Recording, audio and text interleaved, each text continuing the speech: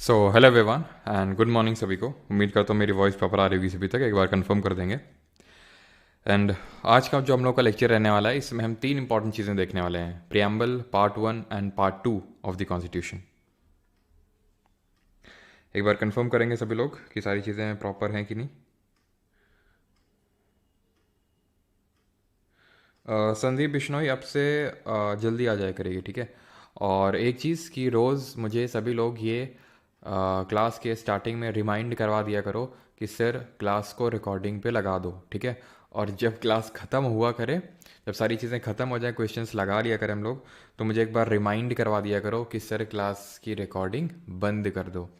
इससे होगा ये कि जो लोग जैसे बैच में हैं तो क्लास आपको और जल्दी मिल जाया करेगी, ठीक है। क्योंकि यहीं से ही मैं रिकॉर्ड करके तुरंत उसको अपलोड में लगा दिया करूँगा, तो विद इन आपको, आप मान के चलिए कि 15 से 20 मिनट में आपको वो क्लास जब तक यहाँ पर रहती है तब तक तो यूट्यूब पे रहती है, और उसके बाद तुरंत आपको एप्लीकेशन पे विजिबल हो जाएगी, ठीक है। तो चलिए मैं यहाँ पे अभी रिकॉर्डिंग पे इसको लगा देता हूँ, ठीक है। जैसे कि यहाँ पर आप देखेंगे, ठीक है। तो अभी क्या है, class I think yes recording पे लग चुकी है, ऑलराइट। तो ये मुझे रोज़ आप रिमाइंड करवा दिया करो सभी लोग। चलिए तो स्टार्ट करें।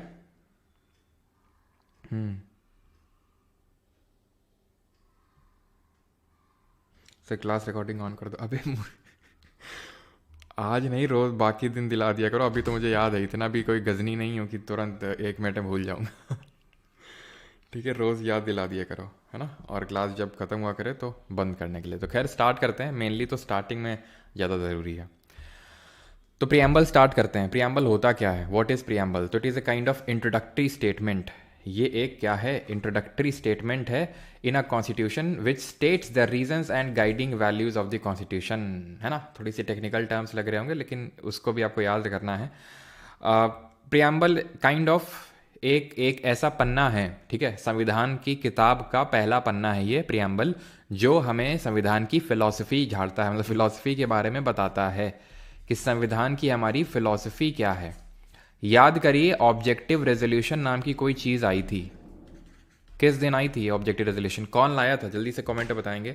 तो वही ऑब्जेक्टिव रेजोल्यूशन ही है जो प्रियम्बल बनता है बाद में, उसको मॉडिफाई वगैरह करके प्रियम्बल बनाया जाता है। बाद में मैंने शब्द क्यों यूज़ किया, क्योंकि प्रियम्बल जो है was made after the entire constitution was made, after the entire constitution was made. अब आप खुद समझ सोचिए कि फिलॉसफी मतलब प्रियम्बल एक काइंड ऑफ समरी है कॉन्स्टिट्यूशन की, ठीक है। प्रियम्बल क्या है? प्रस्तावना इसको हिंदी में बोलते हैं। तो प्रस्तावना समरी है कॉन्स्टिट्यूशन की, इट इज़ अ समरी है। अब किसी भी चीज़ को समराइज तो तभी कर सकेंगे ना जब वो पूरी चीज़ हमें पता हो। जैसे कि फॉर एग्जाम्पल प्रेसी राइटिंग का नाम सुना है आप लोगों ने?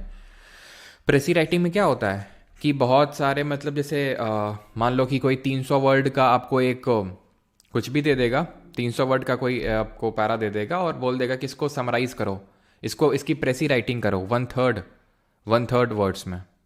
तो समरी तो आप तभी बता सकते हो ना, कि अब खुद ही सोचो यार कि जब किताब रेडी हो जाएगी तभी किताब की समरी निकल के आ पाएगी कि किताब में क्या क्या लिखा है, तभी तो उसकी समरी बता पाएंगे, फिर तभी तो उसका इंडेक्स हम बता पाएंगे।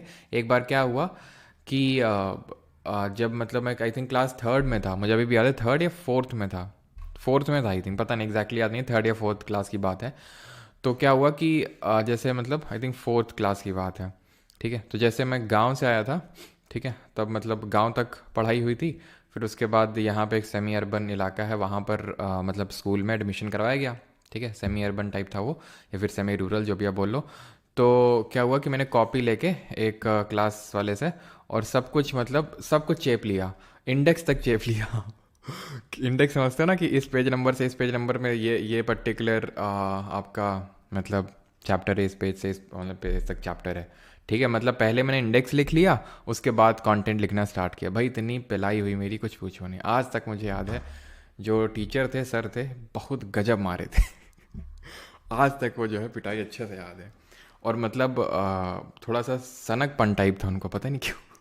मतलब थोड़ा तो यार पूछना चाहिए था, या फिर थोड़ा तो भावनाओं को समझना चाहिए था कि बच्चे से गलती हो गई है, माफ़ कर दें ना।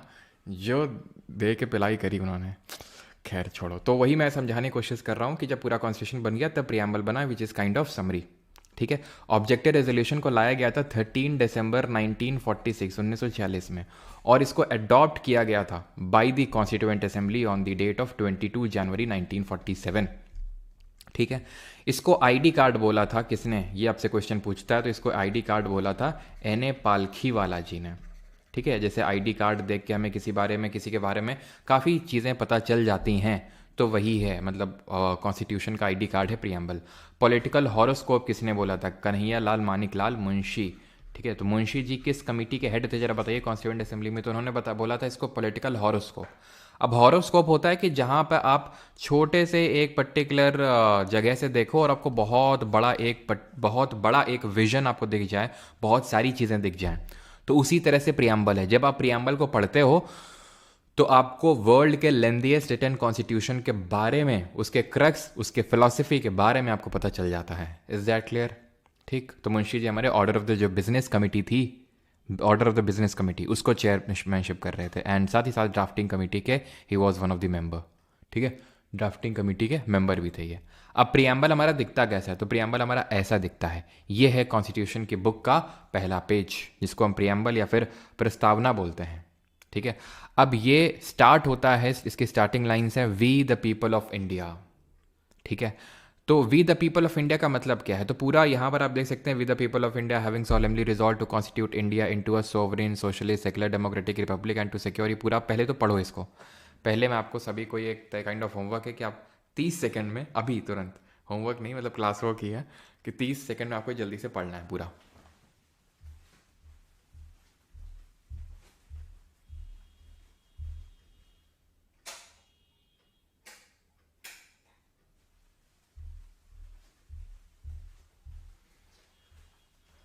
चलिए, आई होप सभी ने पढ़ लिया होगा। तो we the people of India सब आपने पढ़ लिया। तो हम एक एक करके स्टार्टिंग से शुरू करेंगे कि भाई we the people of India का मतलब क्या है। ये जो वर्ड हाईलाइटेड लिखे हुए हैं ना, हाईलाइट हो गए सॉवरेन सोशलिस्ट, ये कीवर्ड्स हैं प्रियम्बल के। ठीक। तो we the people of India का मतलब पहले समझते हैं। इसका मतलब है the constitution has been drawn up and enacted by the people through their representatives and not handed to them by a king और आउटसाइड पावर। यानी कि इसका मतलब we the people of India का मतलब है कॉन्स्टिट्यूशन जो इनैक्ट हुआ है, ठीक है, वो लोगों या फिर उनके रिप्रेजेंटेटिव्स के द्वारा हुआ है। आपको पता है कॉन्स्टिट्यूशन किसने बनाया? कॉन्स्टिट्यूएंट असेंबली ने। उसमें कौन लोग थे? उनको हमने डायरेक्टली इलेक्ट किया था क्या कॉन्स्टिट्यूएंट असेंबली में? नहीं। हमने जो इलेक्ट करके लोग भेजे थे, जो प्रोविंशियल लेजिस्लेटिव असेंबली हुआ करती थी उस समय, तो उन लोगों ने चुन के भेजा था। यानी इनडायरेक्टली हैं तो हमारे रिप्रेजेंटेटिव ना, किसी किंग या क्वीन ने तो लिखा नहीं है। तो यानी कि इस कॉन्स्टिट्यूशन की पावर का जो सोर्स है, ठीक है, source of power of constitution, संविधान का जो स्रोत है इसकी पावर का, शक्ति का, वो भारत के लोग हैं। खत्म। Having solemnly resolved to constitute India into a sovereign, socialist, secular, democratic republic, यानी कि हम भारत के लोग भारत को एक संपूर्ण प्रभुत्व संपन्न समाजवादी पंथनिरपेक्ष लोकतंत्रात्मक गणराज्य बनाने के लिए तथा उसके समस्त नागरिकों को, क्या, ये सब बाद में पढ़ेंगे, पहले ये तो समझ लें सॉवरेन का मतलब क्या है, सोशलिस्ट, सेकुलर, डेमोक्रेटिक रिपब्लिक, इनके मतलब क्या है पता होना चाहिए, मैं मतलब भी। ठीक है। सबसे पहले सॉवरेन का मतलब क्या होता है? इसका मतलब होता है people have supreme right to make decisions on internal as well as external matters, no external power can dictate the government of India. लोगों के पास ये शक्ति है, उनके पास सुप्रीम राइट है, अधिकार है कि वो भारत देश के लिए उसके आंतरिक मसलों और उसके बाहरी मसलों को लेके अपने निर्णय, अपने डिसीजंस खुद ले सकते हैं। कोई बाहरी शक्ति हमें डिक्टेट नहीं कर सकती गवर्नमेंट ऑफ इंडिया को कि ये करो और वो करो। जैसे एग्जाम्पल देता हूँ मैं आपको, नहीं, यूएसए बोलता है, जैसे मतलब ठीक है, मैं आ जाता हूँ 1947 में हो गए थे, फिर एक बार मतलब आपको पता होना चाहिए कि हमने न्यूक्लियर टेस्ट किए थे, है ना, 1998 की बात है, तो सैंक्शंस लगा दी थी यूएसए ने, आज भी लगाता रहता है। ठीक है। आप देखा होगा, आपने अभी रिसेंट में सुना होगा कि यूएसए ने इंडियन बेस्ड कुछ कंपनीज पे सैंक्शंस लगा दिए। क्यों? क्योंकि वो रशिया का सपोर्ट कर रहा था। तो ये एक छोटी सी चीज़ हो गई। तो कहीं ना कहीं अब कभी भी आपने इस चीज़ को सुना होगा कि क्या कभी भी जब कोई कंट्री इस तरह के स्टेटमेंट या फिर कुछ इस तरह से करती है तो इंडिया की तरफ से जो स्टेटमेंट आता है कि इंडिया एक सॉवरेन स्टेट है, नहीं वो अपने डिसीजंस खुद ले सकता है, कोई डिक्टेट नहीं करेगा हमें कि क्या करना चाहिए फिर क्या नहीं करना चाहिए। ठीक है, इसीलिए सैंक्शंस को आज हम बहुत हल्के में लेते हैं यूएस के। खैर, सॉवरेन तो हम तब से हैं जब से हम इंडिपेंडेंट हैं। सॉवरेन का मतलब घुमा फिरा के एक बात, एंड दैट इज़ कि हम इंडिपेंडेंट हैं, इसलिए हम अपने डिसीजंस खुद लेंगे। कोई बाहरी शक्ति हमें हमारे डिसीजंस लेने के लिए कुछ बाध्य नहीं कर सकता है किसी भी तरीके से, जैसे पहले ब्रिटेन किया करता था, तो हम सॉवरेन नहीं थे। सोशलिस्ट का मतलब क्या होता है? Wealth is generated socially and should be shared equally by society. Government should regulate the ownership of land and industry to reduce socio economic inequalities. तीन तरह की इकोनॉमीज होती हैं जनरली, इकोनॉमिक्स में भी हम इस चीज़ को पढ़ेंगे। एक तो होती है पूंजीवादी, कैपिटलिस्टिक जिसको बोलते हैं, एक होती है सोशलिस्ट, और एक होती है मिक्स्ड। कैपिटलिस्ट जो इकोनॉमी होती है उसमें मेन फोकस होता है कैपिटल जनरेशन, यानी कि पूंजी, यानी कि पैसा कितना से ज़्यादा जनरेट हो, बने कितना ज़्यादा से ज़्यादा पैसा। वहाँ पे डिस्ट्रीब्यूशन पे फोकस नहीं होता है, कितना ज़्यादा से ज़्यादा पैसा बने उस पर फोकस होता है। जैसे for example USA, United states of America, जहाँ पर इलेक्शन चल रहे हैं अभी। ठीक है, एंड आई थिंक डिसीजन भी आज ही आ जाएंगे, है ना। सोशलिस्ट की बात आती है तो वहाँ पे मेन फोकस होता है कि इनइक्वालिटी को कम करना है, इक्वालिटी को प्रमोट करना है, असमानता को कम करना है। जो आपने देखा होगा, कल हमने डिस्कस किया था 9th शेड्यूल को, 9वीं जो अनुसूची थी उसको डिस्कस किया था हमने। और जब उसको डिस्कस कर रहे थे तो वहाँ पर मैंने आपको एक चीज़ बताई थी। ठीक है, ये कभी कम नहीं होगा शायद। अच्छा ठीक है, एक चीज़ मैंने आपको बताई थी, वो चीज़ थी कि भाई वहाँ पर लैंड प्रोविजन से रिलेटेड था, ज़मींदारी को अबॉलिश किया गया था। जिनके पास बहुत ज़्यादा लैंड थी उनसे लैंड छीन के जिनके पास लैंडलेस थे उनको दिया गया था। तो वो एक काइंड ऑफ सोशलिस्ट पॉलिसी थी कि नहीं थी? सोशलिस्ट। ये सोशलिज्म हमने रशिया से लिया था। ठीक है, कहाँ से लिया था? रसिया से लिया था। धीरे धीरे धीरे हम मिक्स्ड की तरफ बढ़ते गए। मिक्स्ड मतलब हमें पूंजी कैपिटलिस्टिक पॉलिसीज़ भी लेके आए और सोशलिस्टिक भी लेके आए। इनिशियली तो मेजरली हमारा सोशलिज्म की तरफ झुकाव ज़्यादा था। आज अगर प्रेजेंट डे इंडिया की बात करें तो थोड़ा हमारा कैपिटलिज्म की तरफ ज़्यादा झुकाव है। ठीक है, हम पूंजी जनरेशन पर ज़्यादा फोकस करना चाहते हैं। तो ये तो होता है सोशलिस्ट का मतलब। सेकुलर का मतलब कल भी मैंने बताया था कि हमारा इंडिया जो है सेकुलर है, मतलब कि किसी एक पर्टिकुलर रिलीजन को प्रमोट नहीं किया जाता है। यहाँ पे citizens have complete freedom to follow any religion, किसी भी धर्म को फॉलो करिए, लेकिन हमारे स्टेट का, हमारे कंट्री का कोई ऑफिशियल रिलीजन नहीं है। जैसे कि पाकिस्तान का इस्लामिक स्टेट ऑफ पाकिस्तान इस्लाम है। Government treats all religious believes and practices with equal respect. Democratic का मतलब होता है एक ऐसी सरकार जहां लोग, where people enjoy equal political rights, elect their rulers and hold them accountable. ठीक है, उनको इलेक्ट करते हैं और उनको अकाउंटेबल ठहराते हैं किसी भी चीज़ के लिए जो वो करते हैं। अब्राहम लिंकन ने इसकी डेफिनेशन दी थी डेमोक्रेसी की कि it is kind of government of the people, bye the people and for the people. यानी लोगों की सरकार, लोगों के लिए सरकार, लोगों द्वारा सरकार। लोग अपनी सरकार चुन रहे हैं, उन्हीं के लिए है और उन्हीं के द्वारा ही ये सरकार एक तरह से चलाई जा रही है। The government is run according to the some basic rules. ठीक है, मनमर्जी की ऑटोक्रेसी नहीं चलती है। ठीक है, मोनार्की नहीं चलती है। रिपब्लिक, ये काफ़ी इंपॉर्टेंट वर्ड है, इससे रिपीटेटिवली क्वेश्चंस पूछता है कि रिपब्लिक का मतलब क्या होता है। तो रिपब्लिक का मतलब सिंपल स्ट्रेट फॉरवर्ड ये होता है कि जो देश का मुखिया होगा वो चुना हुआ होगा। ठीक है, वो अनुवांशिक तौर पे नहीं आएगा कि कोई राजा है, राजा का बेटा ही राजा बनेगा, रानी की बेटी रानी बनेगी, इस तरह से नहीं होगा। यानी कि head of the state, state का मतलब आप समझ गए, वो यूपी एमपी वाला नहीं, कल भी मैंने बताया था। Is an elected person and not a hereditary person. जैसे फॉर एग्जाम्पल जब हम यूके की बात करते हैं, यूनाइटेड किंगडम यानी कि ब्रिटेन की, तो it is not a republic, it is not a republic. क्यों? क्योंकि हमें पता है यहाँ पर रानी राजा वाला सिस्टम चलता है ना। अभी क्वीन एलिजाबेथ सेकंड की डेथ हुई थी तो किंग चार्ल्स हमारे नए किंग बन गए यहाँ पे। तो इंडिया में ऐसा नहीं होता। इंडिया में जो प्रेसिडेंट होता है वो हेड होता है और वो इलेक्टेड होता है, वो निर्वाचित होता है।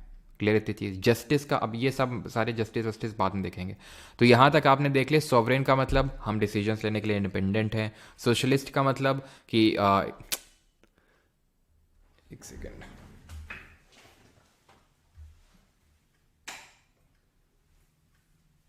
ठीक है, सोशलिस्ट का मतलब समाजवाद, कि इनइक्वालिटी नहीं होनी चाहिए, इक्वालिटी को प्रमोट किया जाएगा। सेकुलर, जिसको पंथ निरपेक्ष बोलते हैं, कि भाई स्टेट का कोई पर्टिकुलर रिलीजन नहीं और सभी को इंडिपेंडेंस है कि वो कोई भी रिलीजन को फॉलो कर सकते हैं। डेमोक्रेटिक का मतलब होता है गवर्नमेंट जो है, सरकार जो है लोगों के द्वारा चलाई जा रही है।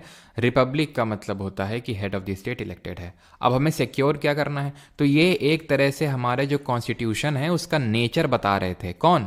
सॉवरेन, सोशलिस्ट, सेकुलर, डेमोक्रेटिक और रिपब्लिक, ये नेचर बता रहे थे। We the people of India, source of power बता रहा था। जस्टिस, लिबर्टी, इक्वालिटी और फ्रेटर्निटी, ये हमारे कॉन्स्टिट्यूशन के ऑब्जेक्टिव्स को बताता है कि हमारे ऑब्जेक्टिव्स क्या हैं। हमारे ऑब्जेक्टिव्स क्या है, क्या हम अचीव करना चाहते हैं। तो हम जस्टिस, लिबर्टी, इक्वलिटी, फ्रैटर्निटी को अचीव करना चाहते हैं। अब इनकी थोड़ा सा मतलब समझ लेते हैं। तो जस्टिस का मतलब होता है citizens can not be discriminated on the ground of, in ground पे, कास्ट यानी जाति, धर्म और जेंडर के बेसिस पे लोगों के बीच में भेदभाव नहीं किया जा सकता है। Social inequalities have to be reduced, इन सबको कम करना है। Government should work for the welfare of all, especially for the disadvantaged group. जैसे कि हमारे लिए जब देश आज़ाद हुआ तो डिसएडवांटेज ग्रुप कौन से थे? जो हमारे दलित सेक्शन है, क्योंकि उनके खिलाफ सोशली अभी तक इनजस्टिस होता आ रहा था। तो अब हमें जस्टिस को प्रमोट करना है। लिबर्टी का मतलब होता है काइंड ऑफ आज़ादी। There are no unreasonable restrictions, कोई भी अनरीजनेबल, रीजनेबल रिस्ट्रिक्शंस गलत बात नहीं है, रीजनेबल रिस्ट्रिक्शंस लग सकते हैं। ये जब हम फंडामेंटल राइट चैप्टर पढ़ेंगे, और फंडामेंटल राइट वैसे यार मुझे करवाना तो कल है, लेकिन कल जितना मुझे पता चला है, कल और परसों छठ पूजा को लेके काफ़ी मतलब कुछ ज़्यादा इम्पॉर्टेंट डेज़ हैं। तो इसलिए मैंने ये सोचा है, ठीक है, बाकी आप लोग जैसा बोलेंगे, मैंने ये सोचा है कि कल और परसों ऑफ रखते हैं, क्योंकि यार फंडामेंटल राइट काफ़ी इंपॉर्टेंट चैप्टर है। जैसे मुझे पता चला है कल और परसों इंपॉर्टेंट डेज़ हैं। छठ में रात तक मतलब रहना पड़ता है, फिर सुबह से शुरू हो जाता है वो सब कुछ। तो इसीलिए मैं सोच रहा हूँ कि कल परसों, यानी कि आपका थर्सडे फ्राइडे ना करवा के कल परसों निट्टो करवा दूंगा, और सैटरडे संडे को हम क्लास रख लेंगे, क्योंकि Saturday Sunday I think Chhath Puja ख़त्म हो चुकी होगी तब तक, है ना? ऐसा ही रहेगा ना? ठीक है। नो सर, अच्छा हुआ सर, थैंक यू। ओके जी सर, प्लीज़ छुट्टी। नो सर, चुनो छुट्टी। जी सर, टाइम चेंज कर दो कल के लिए। टाइम तो चेंज नहीं होगा, देखो, ठीक है। 2 दिन बर्बाद, हाँ बर्बाद करवा दूंगा, मुझे कोई दिक्कत नहीं है। लेकिन जो लोग बिहार से हैं, क्योंकि मैंने सुना था कि थर्सडे और फ्राइडे ज़्यादा बिजी हैं, है ना? हाँ, सैटरडे संडे ले लो आदित्य नेगी जी, क्लास से अब तक। वैसे तो मैं कल ही परसों का नहीं रखते सर, हम क्या करेंगे, आप ज्योग्राफी का वन शॉट कराइए तो। हाँ सर, थैंक्स। इवनिंग में नहीं होगा, मैं बता दूं भाई, ठीक है? नहीं रखते सर, हम क्या करेंगे। No sir, yes sir, no sir. चलो देखते हैं, जैसा होता है मैं बता दूंगा, ठीक है? अगर नहीं होगी तो मैं आपको पहले ही बता दूंगा, ठीक है? जैसा होगा तो आप समझ जाना, क्योंकि फंडामेंटल राइट काफ़ी इंपॉर्टेंट चैप्टर है यार, ठीक है? तो इसलिए चलो देखते हैं जैसा भी होता है। तो कोई अनरीजनेबल रिस्ट्रिक्शन नहीं होंगे। तो रीजनेबल रिस्ट्रिक्शन हम फंडामेंटल राइट वाले में पढ़ेंगे, ठीक है? On the citizens in what they think, how they wish to express their thoughts and the way. भाई तुम्हें लगेगा सर सीधा सीधा बता नहीं सकते, तो ये सब क्यों लिखने की ज़रूरत है? तो बेटा कोई कारण होगा ये लिखे हम, ठीक है? सजाने के लिए, सज्जा सजावट के लिए नहीं सामान रखा है यहाँ पे हमने। वो डायरेक्टली ये लाइन अगर वो पूछेगा तो वो लाइन यही होंगी, शब्द भी इधर का उधर नहीं होगा, ध्यान रखना, ठीक है? तो इसलिए मैंने लिखा है कि एक बार इनको देख लो, कि सो दैट आ जाए। खासकर CDS CAPF के जो पेपर होते हैं ना, ठीक है, मैं पढ़ा SSC के लिए रहा हूँ, लेकिन आप में से काफ़ी लोग CDS CAPF के लिए भी बैठेंगे, तो उस वहाँ पे डायरेक्टली, या फिर SSC में भी आ सकते हैं, ऐसा मत समझना क्योंकि कोई ये सर, ये तो क्या सर CDS CAPF में आएगा क्या? भाई हम बता ये रहे हैं कि लिबर्टी का मतलब आपसे पूछ लेगा, लेकिन कई बार होता है CDS वगैरह पेपरों में ये डायरेक्ट लाइन लिख देता है और फिर पूछ लेता है। SSC में भी लिख सकता है, इसलिए मैंने इस लाइन को यहाँ पर इनको इंक्लूड किया इस टेक्स्ट को। वैसे मतलब आप समझ गए हैं कि कोई अनरीजनेबल रिस्ट्रिक्शंस नहीं लगे हैं किसी पे। इक्वालिटी का मतलब होता है कि सारे ही कानून के समक्ष समान है, all are equal before law, that traditional social inequalities have to be ended, the government should ensure equal opportunity for all, सभी के लिए बराबर अपॉर्चुनिटीज़ क्रिएट करे। ये भी हम फंडामेंटल राइट में पढ़ेंगे। फ्रैटर्निटी का मतलब होता है बंधुत्व यानी भाईचारा। हमें ये नहीं भूलना चाहिए कि हम सब एक फैमिली से बिलोंग करते हैं और हमें किसी को एज इन्फीरियर यानी कि नीचे उस भावना से ट्रीट नहीं करना चाहिए। अब यहाँ सवाल जो बनता है मेनली वो ये बनता है कि जस्टिस कितने टाइप का दिया हुआ है यहाँ पे, यानी कि जो न्याय है वो कितने तरह का दिया हुआ है, ठीक है, तो 3 तरह का, सोशल, इकोनॉमिक, पॉलिटिकल, सामाजिक, आर्थिक और राजनीतिक। लिबर्टी यानी कि स्वतंत्रता कितने तरह की दी हुई है? तो 5 तरह की।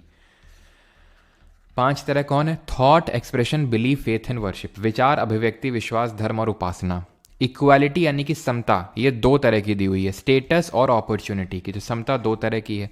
फ्रैटर्निटी सिर्फ 1 तरह की है और वो खुद फ्रैटर्निटी है, ठीक है, बंधुत्व जिसको बोलते हैं। तो assuring the dignity and individual and the unity and integrity of the nation.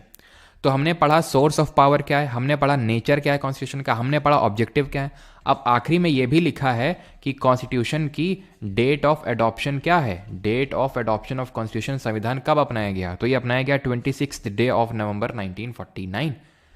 Simple. तो ये चीज़ें हैं प्रियम्बल की। अब और क्या पूछता है? क्वेश्चन पूछता है कि प्रियम्बल जो है वो संविधान का हिस्सा है या नहीं है। ये एक बात उठी बहुत पहले, इज इट अमेंडेबल, क्या उसमें संशोधन किया जा सकता है? तो एक केस हुआ सबसे पहले, बेरूबारी यूनियन केस। कौन सा केस हुआ?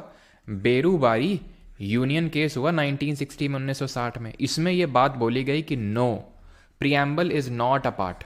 इसमें आंसर आया no, preamble is not a part of the constitution और उसको अमेंडमेंट नहीं किया जा सकता, उसमें चेंजेस नहीं किए जा सकते हैं।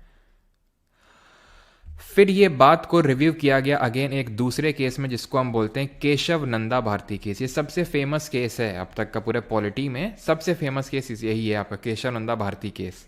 बहुत फेमस केस है ये, 1973 का, 1973 का।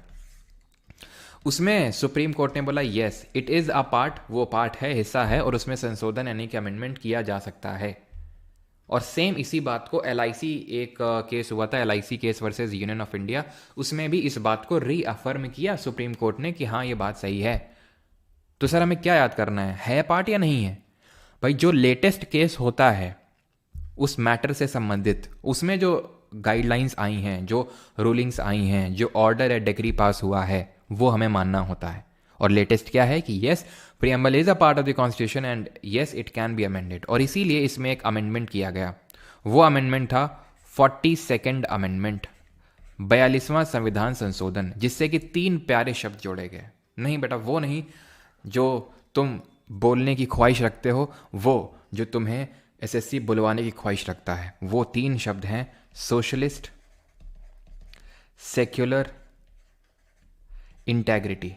ठीक है, इंटेग्रिटी। इसको कैसे याद रख सकते हैं कि या तो सिस से याद कर लो, तुम लोग ब्रो सिस करते रहते हैं ना, ब्रो सिस, तो सोशलिस्ट, इंटेग्रिटी, सेक्युलर। या फिर ISS है ना जो एक टेररिस्ट ग्रुप है, तो उससे याद कर सकते हो इंटेग्रिटी, सेक्युलर और सोशलिस्ट, कैसे भी याद कर लो। अब जब सवाल पूछेगा ना कि इससे 42nd अमेंडमेंट से किसको ऐड किया गया, नहीं किया गया, या फिर नहीं किया गया, तो ऑप्शन में वो सॉवरेन को रखेगा, क्योंकि तुम सिस और ISS से याद करके गए हो और सॉवरेन भी S से स्टार्ट होता है, तो वहाँ गलत मार दोगे। जैसे कि कल मैंने पढ़ाया था कि 6th शेड्यूल जो होता है कॉन्स्टिट्यूशन का, तो उसमें 4 राज्य हैं, ट्राइबल एरियाज के एडमिनिस्ट्रेशन से वो संबंधित है वो 6th शेड्यूल। कौन से 4 राज्य हैं? तो उसको हम याद करते हैं ATM मनी से। तो यहाँ 2 M है, लेकिन इन 2 M में मणिपुर नहीं है, लेकिन वो क्या रखेगा ऑप्शन में? मणिपुर रखेगा। वैसे यहाँ पे भी है। ठीक है, तो यहाँ पर आप देख सकते हैं पहले क्या हुआ करता था, यूनिटी सिर्फ हुआ करता था, सिर्फ यूनिटी। देन इसको क्या कर दिया गया, यूनिटी एंड इंटेग्रिटी। पहले हुआ करता था सॉवरेन डेमोक्रेटिक रिपब्लिक, अब क्या कर दिया गया, sovereign socialist secular democratic Republic, यानी सोशलिस्ट और सेक्युलर को जोड़ा गया और यहाँ इंटेग्रिटी को जोड़ा गया। तो इन 3 शब्दों को यहाँ पर जोड़ा गया। और एक चीज़ हमें ध्यान रखनी है, एनफोर्सिएबिलिटी ऑफ द प्रियम्बल को लेके।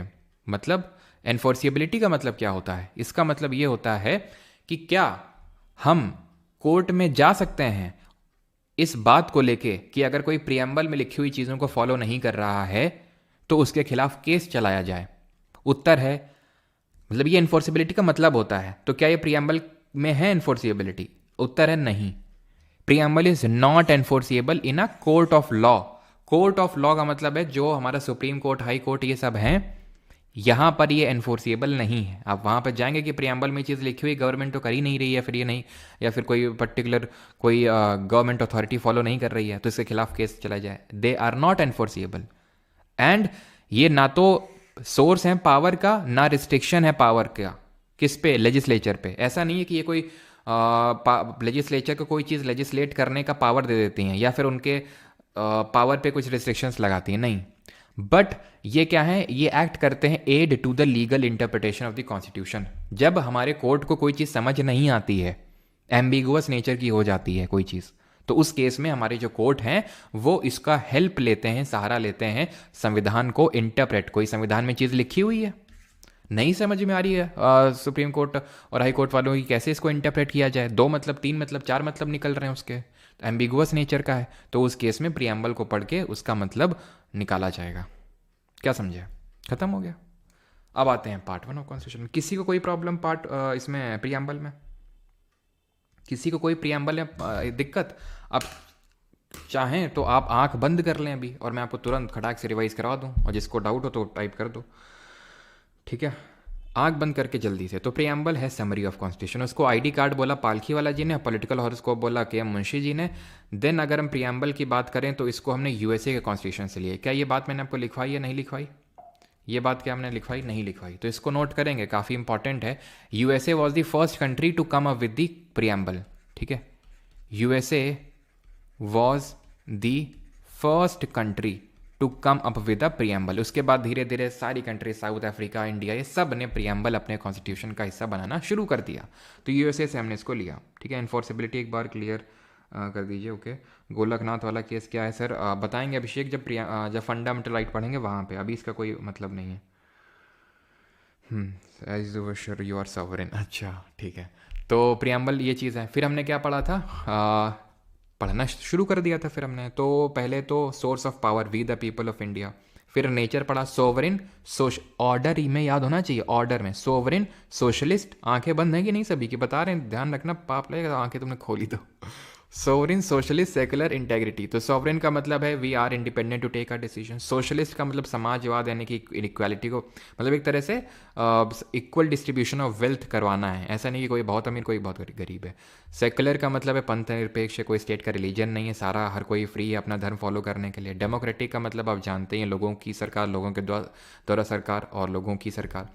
देन रिपब्लिक का मतलब है head of the state, head of the country elected है। फिर हमने ऑब्जेक्टिव्स पढ़े, क्या पढ़े? Justice, social, economic, political. Liberty 5 तरह का, thought, expression, belief, faith and worship. Equality 2 तरह का, स्टेटस एंड अपॉर्चुनिटी, फ्रेटर्निटी 1 तरह का। देन आखिरी में date of adoption of constitution. फिर हमने पढ़ा कि क्या प्रियम्बल पार्ट है कॉन्स्टिट्यूशन का, क्या उसमें अमेंडमेंट हो सकता है? आंसर इज यस, हो सकता है। बेरूबारी यूनियन केस में 1960 में तो बोला गया कि नहीं है, लेकिन फर्दर ये बात बोली गई क्या, Kesavananda Bharati case, in short KBC case of 1973, कि yes it is a part और उसमें अमेंडमेंट हो सकता है। और 42nd अमेंडमेंट हुआ। सोशलिस्ट, सेकुलर और इंटेग्रिटी 3 शब्दों को जोड़ा गया। और ये ना तो सोर्स ऑफ पावर है, ना तो रिस्ट्रिक्शन है लेजिस्लेचर के लिए, ये बस हम लीगल एड जब भी हमें इंटरप्रेट करना होता है कॉन्स्टिट्यूशन को तो उसमें यूज़ किया जा सकता है। अब हम आएंगे पार्ट पढ़ेंगे। अब यहाँ से ऑफिशियली हमारा कॉन्स्टिट्यूशन शुरू हो रहा है, मतलब शुरू तो प्रियम्बल से ही होता है, वो पन्ना है, समरी है, लेकिन एक काइंड ऑफ, मैंने आपको कल भी बताया था, जब हमारा कॉन्स्टिट्यूशन बना था तो कितने पार्ट थे जरा बताइए, संविधान में कितने भाग थे और अभी कितने हैं? तो part are kind of unit of a book. एक बुक में यूनिट होती है, जैसे कि हम 11th 12th में मैथ्स पढ़ते हैं तो कोनिक सेक्शन होता है, तो कोनिक सेक्शन में हाइपरबोला एक चैप्टर होता है, एक पैराबोला होता है, एलिप्स होता है। जब हम कैलकुलस पे आते हैं तो डिफरेंशिएशन होता है, इंटीग्रेशन होता है, ठीक है, एरिया अंडर द कर्व होता है। तो ये सारे हमारे होते हैं कैलकुलस में।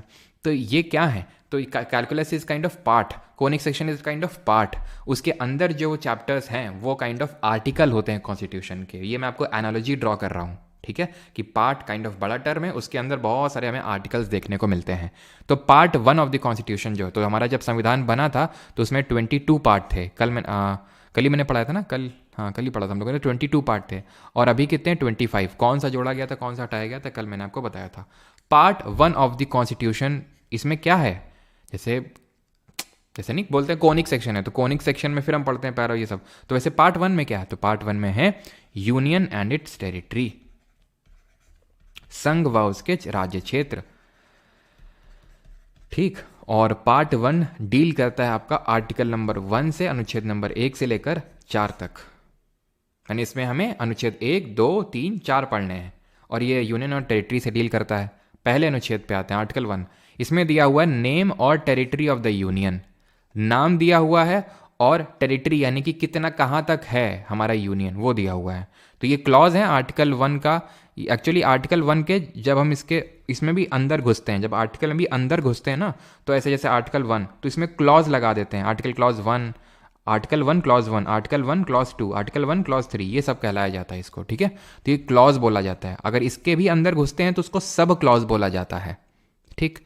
तो India that is Bharat shall be a union of state, मतलब संविधान सभा में जब भारत के नाम की चर्चा हो रही थी क्या नाम इंक्लूड किया जाए, तो कुछ लोग बोल रहे थे हमारा एशियन नेम भारत, तो कुछ लोग हमारा मॉडर्न नेम इंडिया, तो दोनों इंक्लूड कर लिए गए, ठीक है। अभी बात चल रही थी कि इंडिया को हटाया जाए, भारत को किया जाए, फिर भारत पहले होना चाहिए, इंडिया बाद में होना चाहिए, ये सारी अभी बातें चल रही थी, ठीक, कुछ टाइम पहले।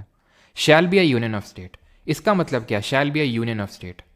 तो एक्चुअल में इससे हमें दो चीज़ें पता चलती हैं आर्टिकल 1 के जो पहला क्लॉज है उससे, एक तो नाम और दूसरा टाइप ऑफ पॉलिटी के बारे में पता चलता है। टाइप ऑफ पॉलिटी का मतलब ये है कि जब अम्बेडकर जी से पूछा गया यूनियन ऑफ स्टेट इसका मतलब क्या है, क्योंकि वही मेन हमारे आर्किटेक्ट थे कॉन्स्टिट्यूशन के, तो उन्होंने बताया यूनियन ऑफ स्टेट का मतलब ये है, ये इसलिए लिखा गया है सो दैट कि ये बात से डिस्टिंग्विश किया जा सके, अलग किया जा सके कि हम अमेरिका की तरह एक फेडरेशन ऑफ स्टेट नहीं है। तो किसी ने खड़े होकर पूछा फेडरेशन ऑफ स्टेट नहीं है मतलब, तो फेडरेशन ऑफ स्टेट क्या होता है। तो फेडरेशन ऑफ स्टेट में क्या होता है कि जो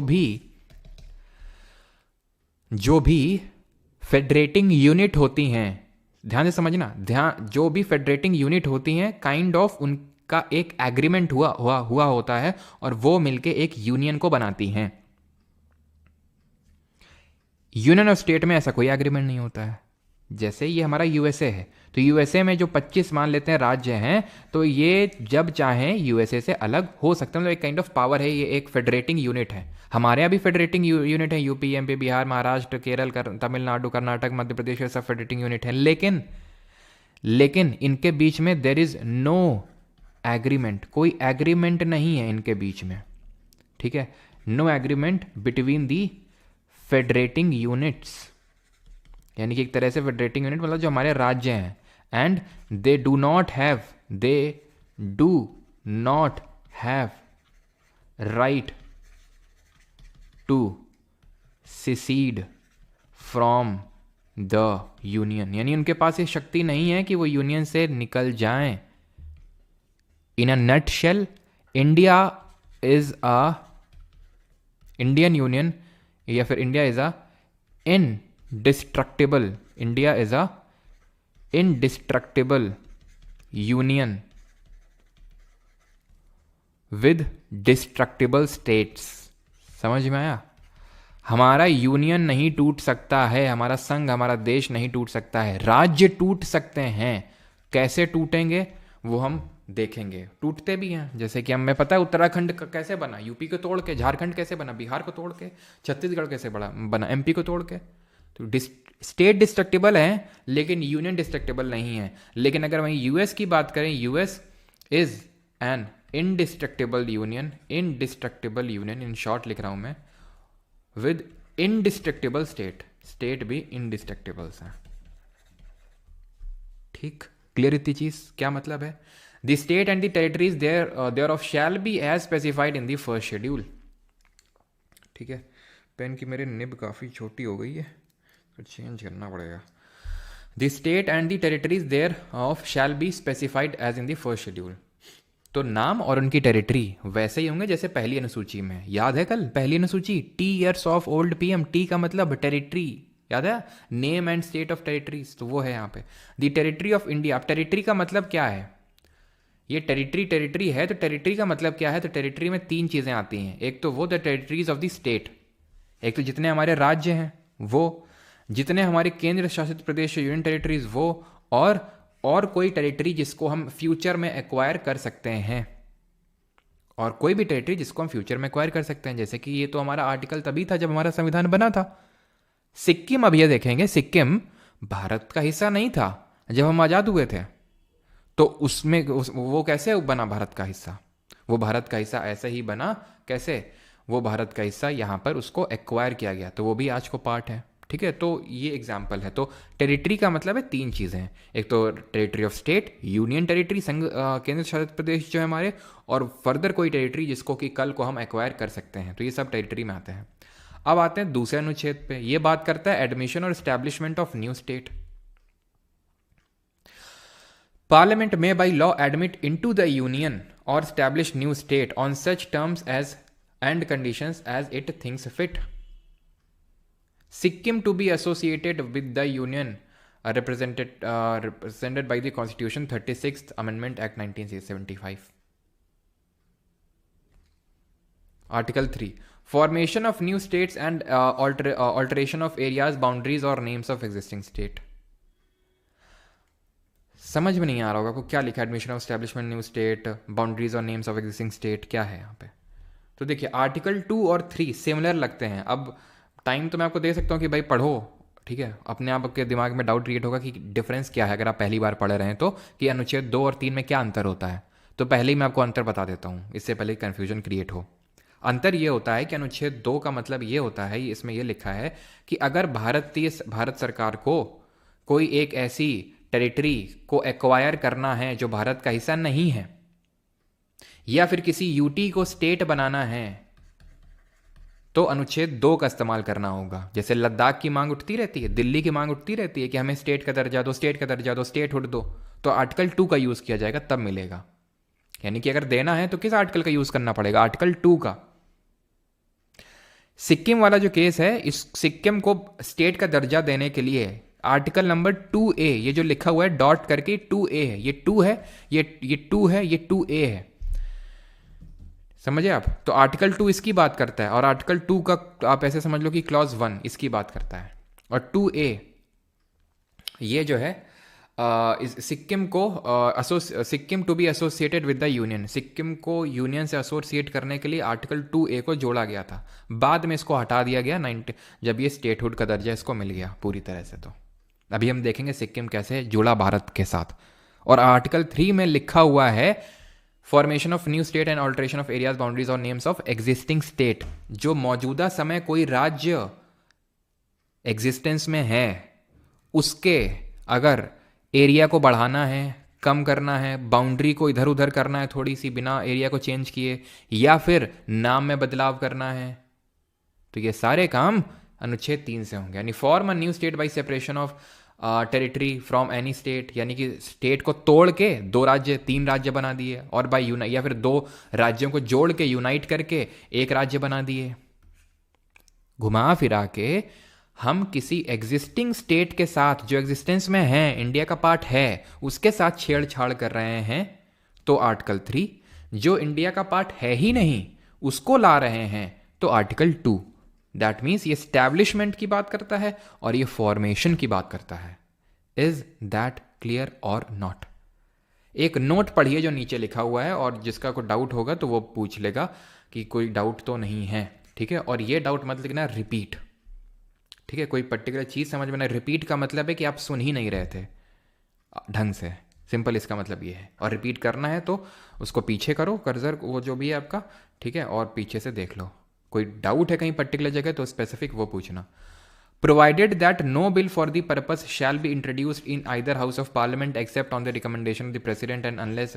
इसको पहले पढ़िए, इसको पहले पूरा खुद से पढ़िए, फिर मैं आपको मतलब बताऊंगा। मैंने जानबूझ के जो कॉन्स्टिट्यूशन की एक्चुअल वर्डिंग है उसको इंक्लूड किया है यहाँ पे।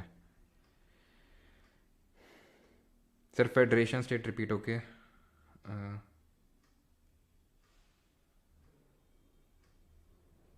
सर इंग्लैंड से आए हैं क्या? थोड़ा हिंदी भी लिख कर लाया कीजिए, इतना इंग्लिश लिख देते हैं कुछ समझ नहीं आता। बताते तो हिंदी में ही ना, इंग्लैंड वाले हिंदी कब से बोलने लगे हैं? हम क्या ऐसे बोल रहे हैं क्या कि तुम साला स्टूडेंट लोग हमको 2 गुना लगान देगा? ठीक है, आर के वर्जन जी बनने लगेंगे, ठीक है।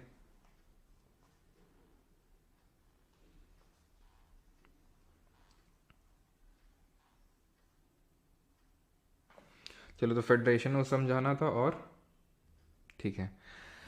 तो भाई समझा तो पूरा हिंदी में रहे हैं, और जो नोट्स मिलते हैं आपको, या फिर अगर जिसे नोट्स का बुक लिया है हिंदी वाला, तो लिया है तो खोल के रखा करो उसको सामने, और उसमें पढ़ते रहा करो साथ साथ।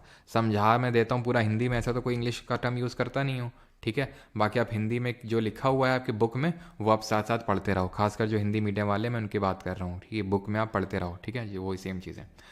तो ये जो नोट लिखा है इसका मतलब क्या है, ठीक है। पहले फिर मैं फेडरेशन का मतलब बता दूंगा जो डाउट था। इसका मतलब ये है कि इस तरह का कोई भी बिल, इस तरह का, पहले छोड़ो इसको, नोट को छोड़ो, पहले आर्टिकल 4 समझ लो। लेकिन उससे पहले किसी ने फेडरेशन पूछा था। फेडरेशन का मतलब होता है, फेडरेशन ऑफ स्टेट का मतलब होता है, अगर federation of state word add होता हमारे कॉन्स्टिट्यूशन में तो इसका मतलब ये होता कि हम राज्यों को नहीं तोड़ सकते हैं, और राज्यों के पास ये शक्ति है कि वो हमारे यूनियन से सेसीड कर सकते हैं, जा सकते हैं। लेकिन यूनियन ऑफ स्टेट का मतलब है कि उनके बीच में कोई एग्रीमेंट नहीं हुआ है, इसलिए उनको हम तोड़ सकते हैं और वो कहीं भाग के नहीं जा सकते हैं, ठीक। पहले आर्टिकल 4 समझो, तब ये नोट का मतलब समझाएंगे आपको। आर्टिकल 4 का मतलब ये है कि अनुच्छेद मतलब 2 और 3 के तहत जो भी बदलाव करेंगे तो उसमें बदलाव करने के लिए आपको पहली और चौथी अनुसूची में बदलाव करना होगा। क्यों करना होगा? क्योंकि पहली अनुसूची बोलती है नेम एंड टेरिटोरियल जुरिस्डिक्शन, यही तो बात करती है।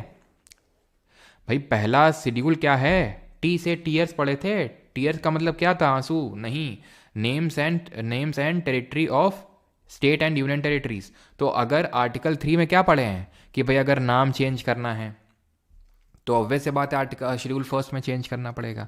उनकी टेरिटोरियल जुरिस्डिक्शन में चेंज कर रहे हैं तो ऑब्वियस से बात है शेड्यूल 1 में चेंज करना पड़ेगा। शेड्यूल 4 में क्यों करना पड़ेगा? इसमें क्या था? इसमें था allocation of seats to counsel of state, मतलब राज्यसभा में सीटों का आवंटन।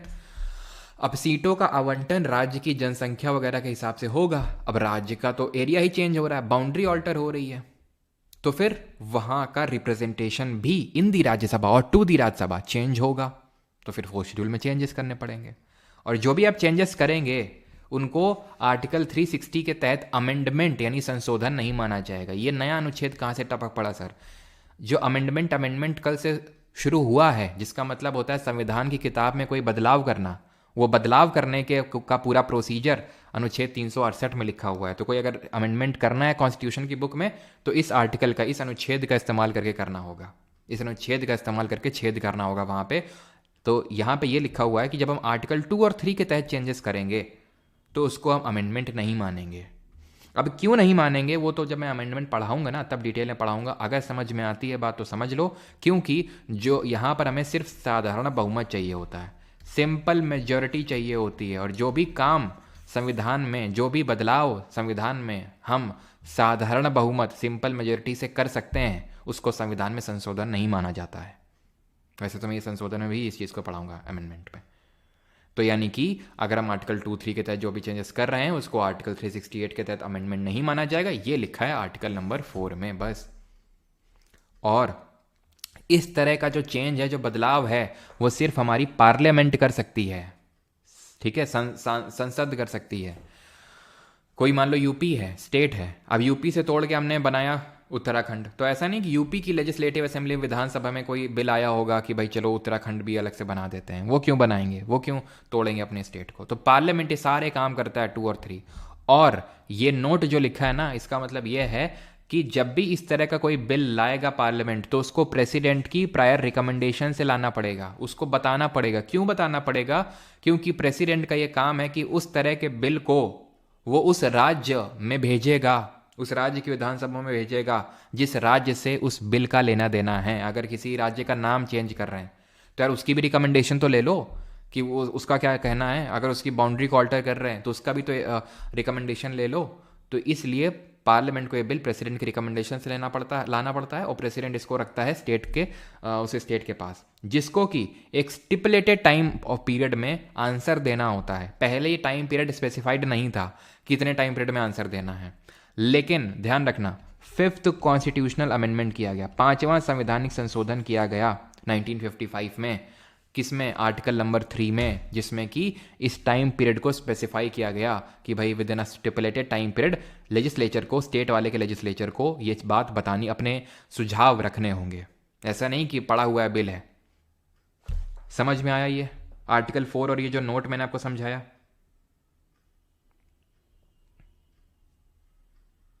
ठीक है। बुक नहीं मिल रही ऑफलाइन अयोध्या, बुक मिल जाएंगी, ठीक है। अब थोड़ा सा हिम्मत रखिए हिम्मत रखो थोड़ी सी, हाँ, मिल जाएंगी, आ जाएंगी जल्दी। ठीक, नव्या जी आ जाएगी बुक, ठीक है। 14 डेज और 3 डेज परमार नॉलेज का। अच्छा,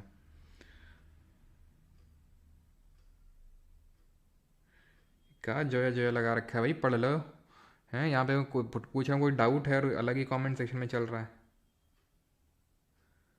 स्टेट रिऑर्गेनाइजेशन कमीशन आ रहे हैं अभी। फोर्थ फिर से बता दो, फिर से ना, तो फिर से पीछे कर लो, पीछे फिर से रिपीट नहीं कर पाएंगे पूरा। घुमा फिरा के नटशेल में ये है, फोर्थ का मतलब कि आर्टिकल 2 और 3 के तहत जो भी बदलाव करेंगे, यानी कि अगर किसी पर्टिकुलर टेरिटरी को भारत का हिस्सा बना रहे हैं या फिर किसी राज्य का नाम बदल रहे हैं, उसकी बाउंड्री इधर उधर कर रहे हैं, छोटी बड़ी चेंज कर रहे हैं, तो उसके लिए संविधान में संशोधन करने की आवश्यकता नहीं है। ये चौथा अनुच्छेद बता रहा है हमें, ठीक। और अनुच्छेद 3 का नोट है कि ऐसे बिल को लाने के लिए, ये जो आर्टिकल 3 की बात हो रही है, आर्टिकल 3 वाले के तहत कोई भी बिल लाने के लिए पार्लियामेंट में ही आ सकते हैं। पहली बात तो राष्ट्रपति से पहले सुझाव लेना पड़ेगा, क्योंकि राष्ट्रपति उस बिल को उस राज्य में भेज के वहाँ उनका सुझाव लेगा, और उस सुझाव का पहले कोई ऐसा टाइम पीरियड नहीं था कि इस पर्टिकुलर टाइम पीरियड में आपको सुझाव देने हैं, लेकिन 5th अमेंडमेंट ने टाइम पीरियड स्पेसिफाई कर दिया, ठीक। अब आते हैं integration and formation of states on linguistic basis, भाषा के आधार पे, ठीक है। तो भाषा के आधार पे किस तरह से सर, वो भी चलो मैं एक बार क्लियर कर देता हूँ, ध्यान रखना, ठीक है। एक बार अभी बात उठी, ठीक है, बात उठी कि मान लो कि हमें अगर कोई फॉरेन टेरिटरी इंडिया में कैप्चर करना लेना है, तो उसको तो अमेंडमेंट डील नहीं करते हैं, लेकिन अगर हमें हमारा पार्लियामेंट, हमारी सरकार भारत का कोई हिस्सा किसी दूसरे देश को दिए दे रहा है, तो क्या उसको अमेंडमेंट डील करेंगे 368 के तहत? तो आंसर इज यस। ये बात उठी थी तो सुप्रीम कोर्ट का कहना था यस, यानी कि हमने पढ़ा कि चौथा आर्टिकल ये बोलता है कि अमेंडमेंट की ज़रूरत नहीं है, 2 और 3 के तहत आप चेंज कर रहे हैं, लेकिन अगर Indian territory is to be ceded, यानी ये अगर देनी है किसी देश को, देन अमेंडमेंट इज नीडेड, संविधान में संशोधन करना होगा आर्टिकल 368 के तहत, क्योंकि अनुच्छेद 2 में देने की बात नहीं लिखी हुई है संविधान में, उसमें सिर्फ लेने की बात लिखी हुई है। तो देना है तो करना पड़ेगा अमेंडमेंट। इसीलिए हुआ क्या था, इंडिया और बांग्लादेश के बीच में एक लैंड बाउंड्री एग्रीमेंट हुआ था, डिस्प्यूट को ख़त्म करने के लिए, झगड़ा ख़त्म करने के लिए, कि कुछ सर्टेन एनक्लेव्स तुम हमारे ले लो, हम तुम्हारे ले लें, झगड़े ख़त्म हो जाएंगे। तो इसलिए जब देना था हमें किसको, हमारी टेरिटरीज़ को, तो इसके लिए हमें अमेंडमेंट करना पड़ा। 100th कॉन्स्टिट्यूशनल अमेंडमेंट 2014 में हुआ था, ये 2014 में इंडिया लैंड बाउंड, इंडिया जो 100वां नंबर का संविधान संशोधन था, that was India Bangladesh boundary agreement, Bangladesh boundary agreement, ठीक।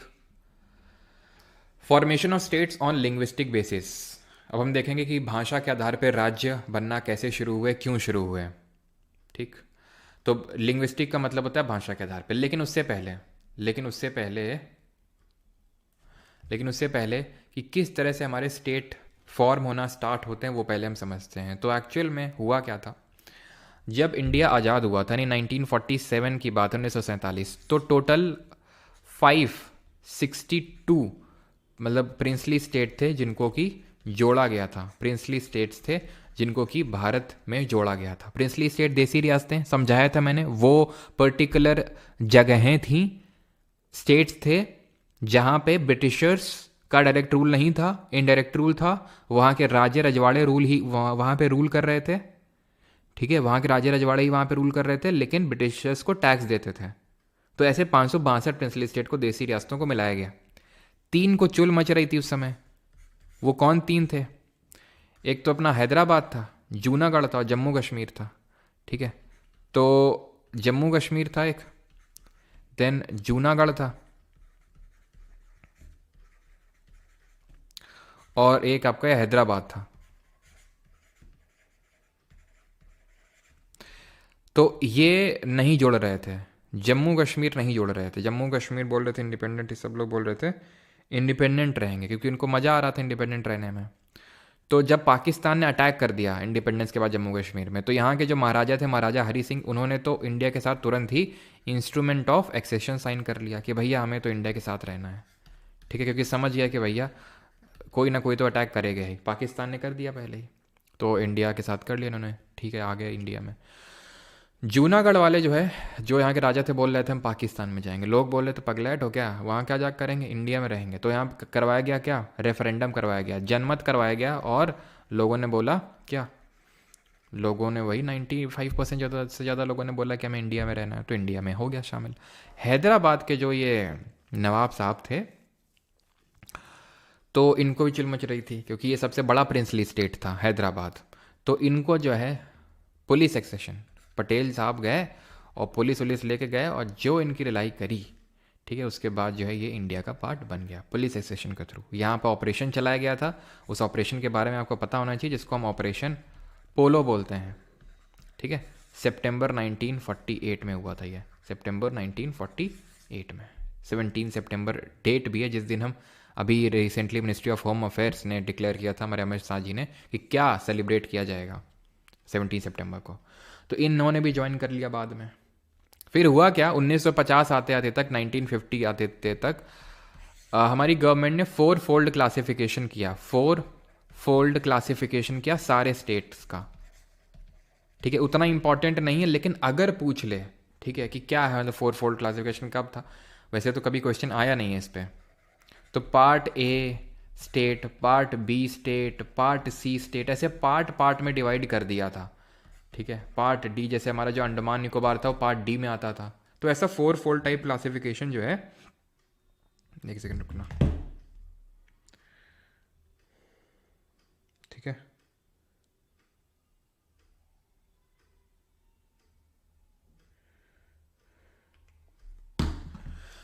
तो ऐसा 4 फोल्ड क्लासिफिकेशन जो है करके रखा था, ठीक है, कि भाई ये स्टेट इस पार्ट में आते हैं, ये स्टेट इस पार्ट बी में, पार्ट सी में, इस तरह से। अब इसको पॉज करो।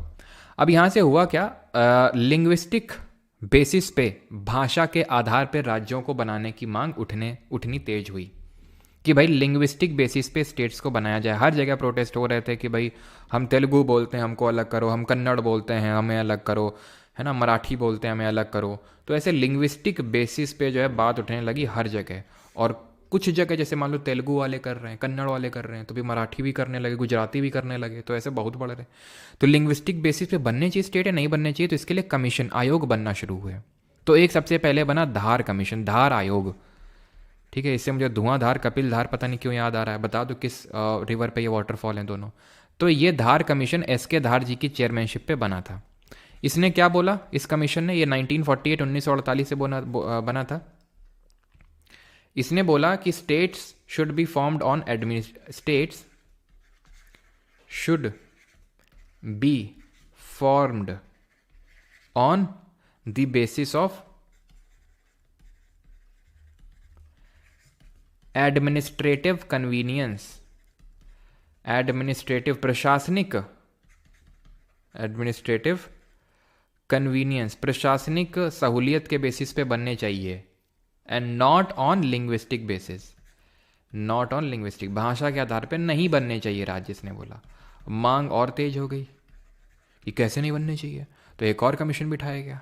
ये इस कमीशन का नाम था JVP कमीशन। JVP कमीशन इसका क्यों नाम था, क्योंकि इसके 3 मेंबर थे, ठीक है। जवाहरलाल नेहरू, उसका तो नाम रख दिया क्योंकि चेयरमैन के नाम पे, लेकिन यहाँ पे तो तीनों ही लोग बड़े फेमस है, तीनों लोग बहुत ही इंपॉर्टेंट है, खासकर ये दोनों लोग, तो इसलिए जो है JVP कमीशन बोला गया। जवाहरलाल नेहरू थे, ठीक है।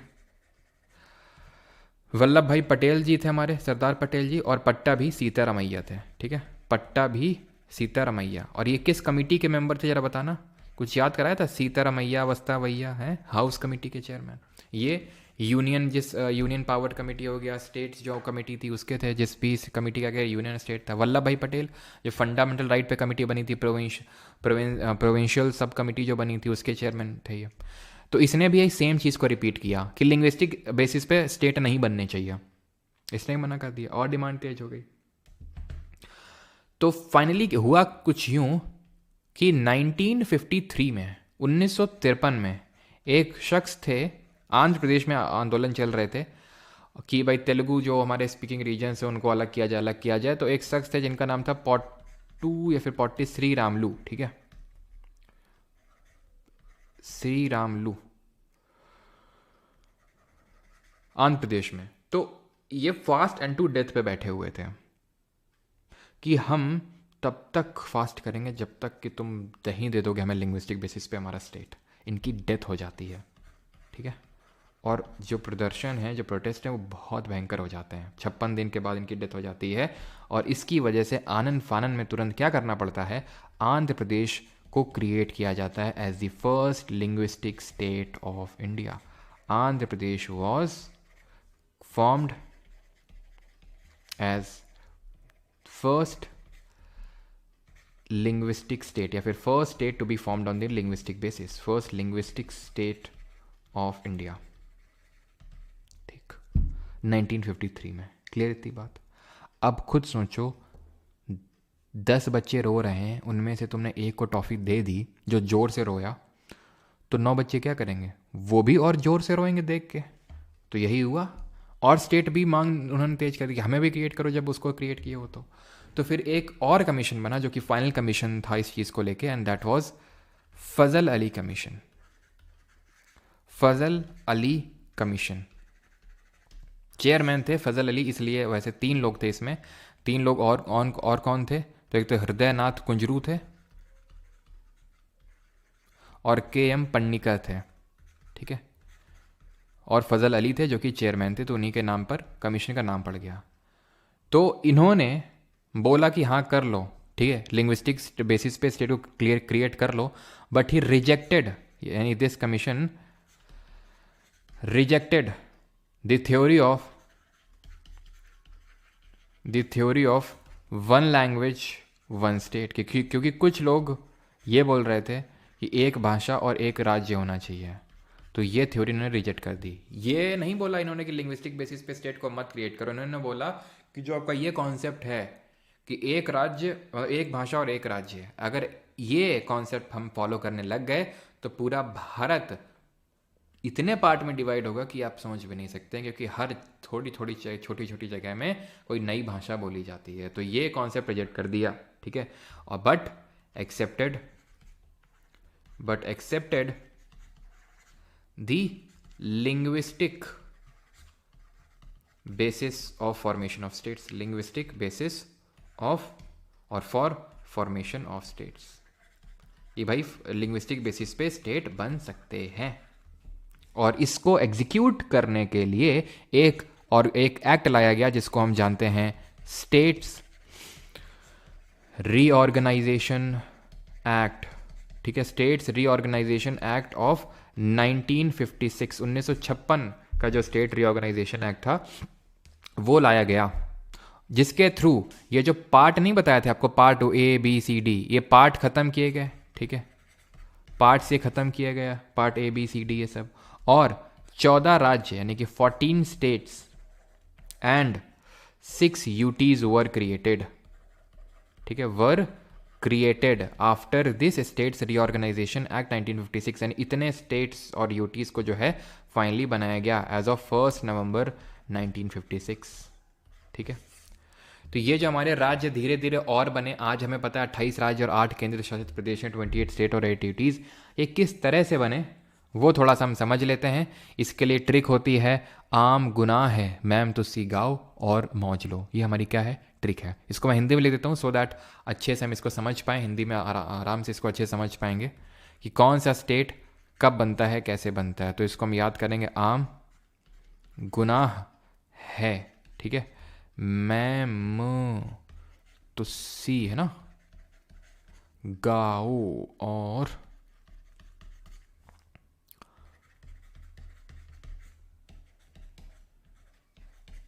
मौज लो, है ना। तो ये जो है इस ट्रिक में हम याद करेंगे, इससे हमें ये हो जाता है ना कि हमें ऑर्डर में चीज़ें याद हो जाती हैं कि कौन सा स्टेट कब बना था, कौन पहले कौन बाद में।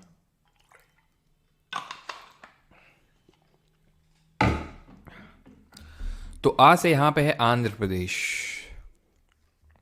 ठीक है, आ से क्या है यहाँ पे, आंध्र प्रदेश है, जो कब क्रिएट होता है 1956 में, 1956 में। महाराष्ट्र कब क्रिएट होता है, महाराष्ट्र क्रिएट होता है 1960 में, 1960 में। अब मुझे पता है आपके दिमाग में तुरंत डाउट आएगा, सर अभी तो बताया था 1953 में क्रिएट हुआ था Andhra Pradesh as the first linguistic state of India. Yes, लेकिन काफ़ी तेलुगु स्पीकिंग रीजन्स को अभी तक मर्ज नहीं किया गया था उससे। तो फाइनली स्टेट रीऑर्गेनाइजेशन एक्ट के बाद जो आंध्र प्रदेश बनता है वो 1956 में पूर्णतः बनता है। अब अगेन दूसरा क्वेश्चन है कि तुम्हारा, सर पूछेगा आंध्र प्रदेश कब बना, तो ऑप्शन में दोनों होगा तो हम क्या टिक करेंगे। ये तुम्हारा सबसे मतलब फेवरेट क्वेश्चन होता है, ऑप्शन में दोनों होगा तो क्या होकर करेंगे। जैसे नहीं ऑप्शन में जिंदा गौड़ा महेंद्रगिरी दोनों होगा तो क्या करेंगे। और हाँ, वो भी मैंने पूछा था कपिल धार धुआंधार, तो किसमें, नर्मदा में। आई थिंक सभी ने बता लिया होगा।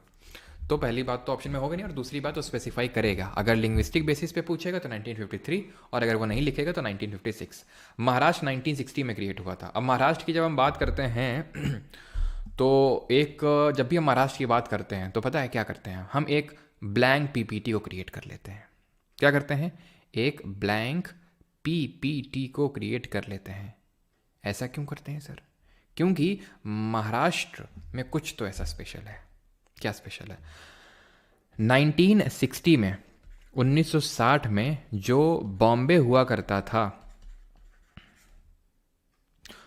इसको डिवाइड कर दिया गया था। महाराष्ट्र जो मराठी स्पीकिंग रीजन है और जो गुजराती स्पीकिंग रीजन है उसको डिवाइड करके गुजरात, तो गुजरात 1960 में बनता है। ठीक, तो गुजरात भी ये क्या है, ये आपका टक टक टक टक गुजरात है। ठीक है, ये आपका गुजरात है, तो ये भी 1960 में बनेगा, 1960 में।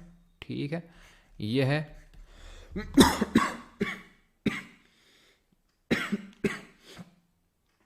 सॉरी, तो ये क्या है आपका, नागालैंड है। ठीक है, नागालैंड। हा से क्या हो जाएगा, हरियाणा। कब क्रिएट होते हैं, तो नागा भैया अपना 63 में और हरियाणा भैया अपना 66 में, और है से हिमाचल हो जाएगा। अब देखो इस हा में मात्रा लगी है, नहीं, हरियाणा लिखते हैं तो हा में मात्रा लगती नहीं, हिमाचल लगाते लिखते हैं तो इसमें मात्रा लगती है कि नहीं, छोटी ई की। तो बस इसमें देखो हा में मात्रा लगी है, तो ऐसे याद कर लो, हिमाचल प्रदेश हो जाएगा।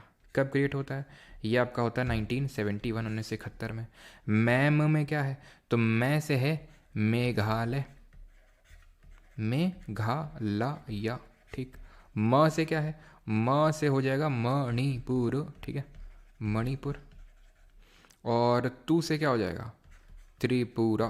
ठीक है, त्रिपुरा। ये तीनों जो है ना, हमारे तीनों भाई बंधु एक ही साथ क्रिएट हुए थे। कब क्रिएट हुए थे तीनों, तीनों को क्रिएट किया गया था इन द ईयर 1972, 1972। सी से क्या है, सी से हो जाएगा सिक्किम। सिक्किम भी स्पेशल है, और जब सिक्किम आता है ना तो हम ब्लैंक पीपीटी में जाते हैं और हम पढ़ते हैं सिक्किम के फॉर्मेशन के बारे में। तो सिक्किम जो है पहले इंडियन यूनियन का पार्ट नहीं था। यहाँ पर एक डायनेस्टी का रूल हुआ करता था जिसको बोलते हैं चोग्याल डायनेस्टी। अब ये चोग्याल डायनेस्टी तो रूल कर रही थी, तो थ्रेट था चाइना की तरफ से, क्योंकि तिब्बत कब्जे में ले ही चुके थे, अब इन पे खतरा मंडरा रहा था। तो इन्होंने पहले इंडिया की तरफ रुख मोड़ा, लेकिन तुरंत नहीं जुड़ना चाह रहे थे, तो इसलिए पहले इनको हमने 35th अमेंडमेंट करके, 35वां संविधान संशोधन 1974 में करके इनको पूर्ण राज्य का दर्जा नहीं, मात्र एक एसोसिएट स्टेट का दर्जा दिया। एसोसिएट स्टेटहुड दिया इन्हें, एसोसिएट स्टेट कि मतलब पूर्ण राज्य नहीं है, एसोसिएटेड हैं बस हमारे थ्रू, हमारे तहत अभी है।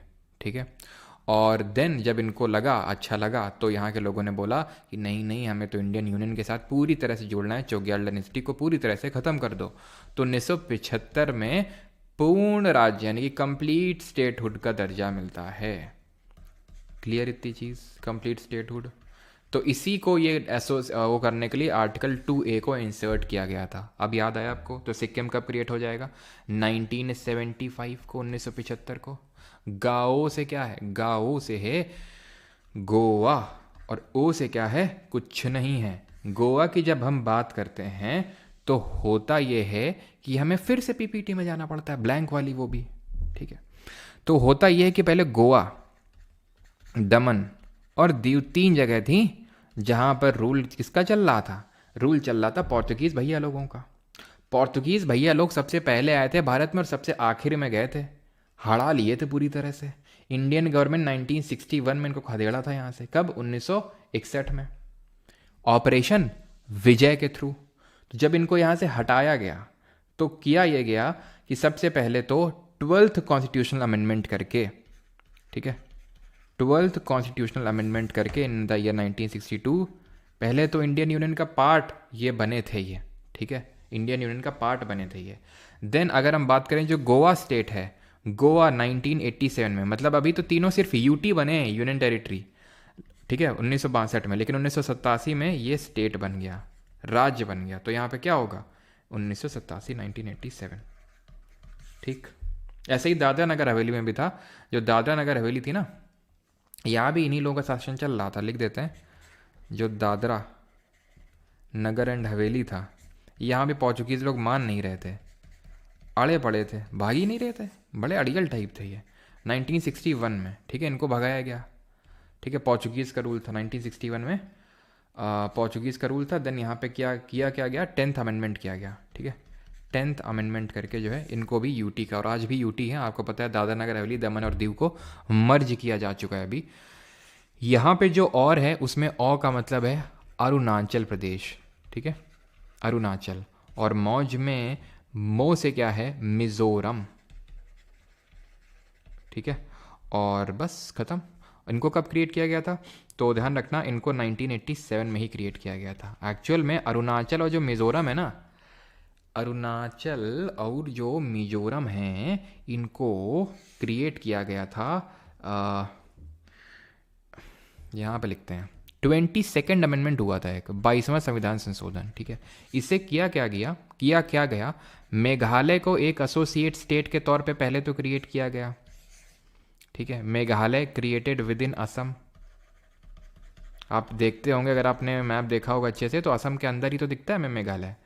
और मिजोरम और जो अरुणाचल है, इनको एज अ यूटी की क्रिएट किया गया था। मिजोरम और अरुणाचल को एज यूटी क्रिएट किया गया था, यूनियन टेरिटरी, और इनको बोला गया था NEFA, North East Frontier Agency, NEFA, ठीक।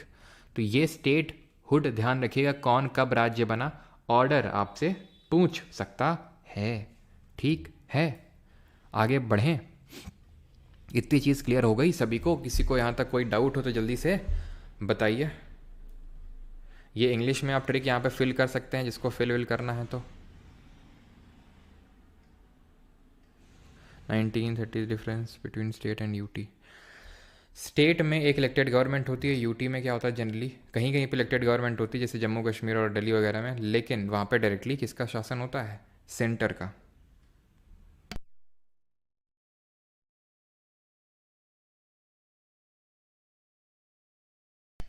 सर प्रियम्बल भी कॉन्स्टिट्यूशन की ही समरी है, तो कॉन्स्टिट्यूशन का उल्लंघन करने पर कोर्ट में जा सकते हैं, तो प्रियम्बल के केस में क्यों नहीं? Please reply, I am confused. क्योंकि वहाँ पे साफ साफ लिखा है, सुप्रीम कोर्ट ने बोला है कि it is non enforceable in a court of law. मत आना मेरे पास वापस, ठीक है।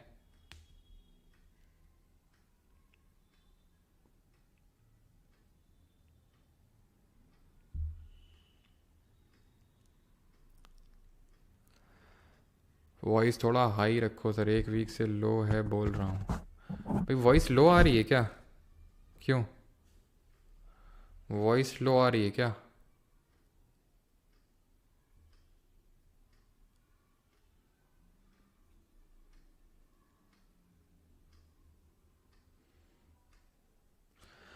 Sir Mizoram CM controversy to make another country, is it possible?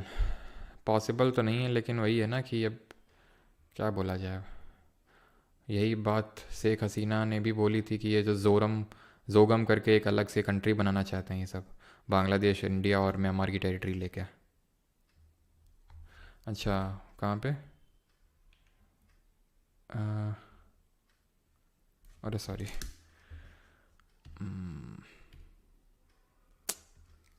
ये करेक्ट कर लेना यार ये, ठीक है, 1987 की जगह 9, ठीक है, ये बीच में 9 एक्स्ट्रा लग गया ये, ठीक।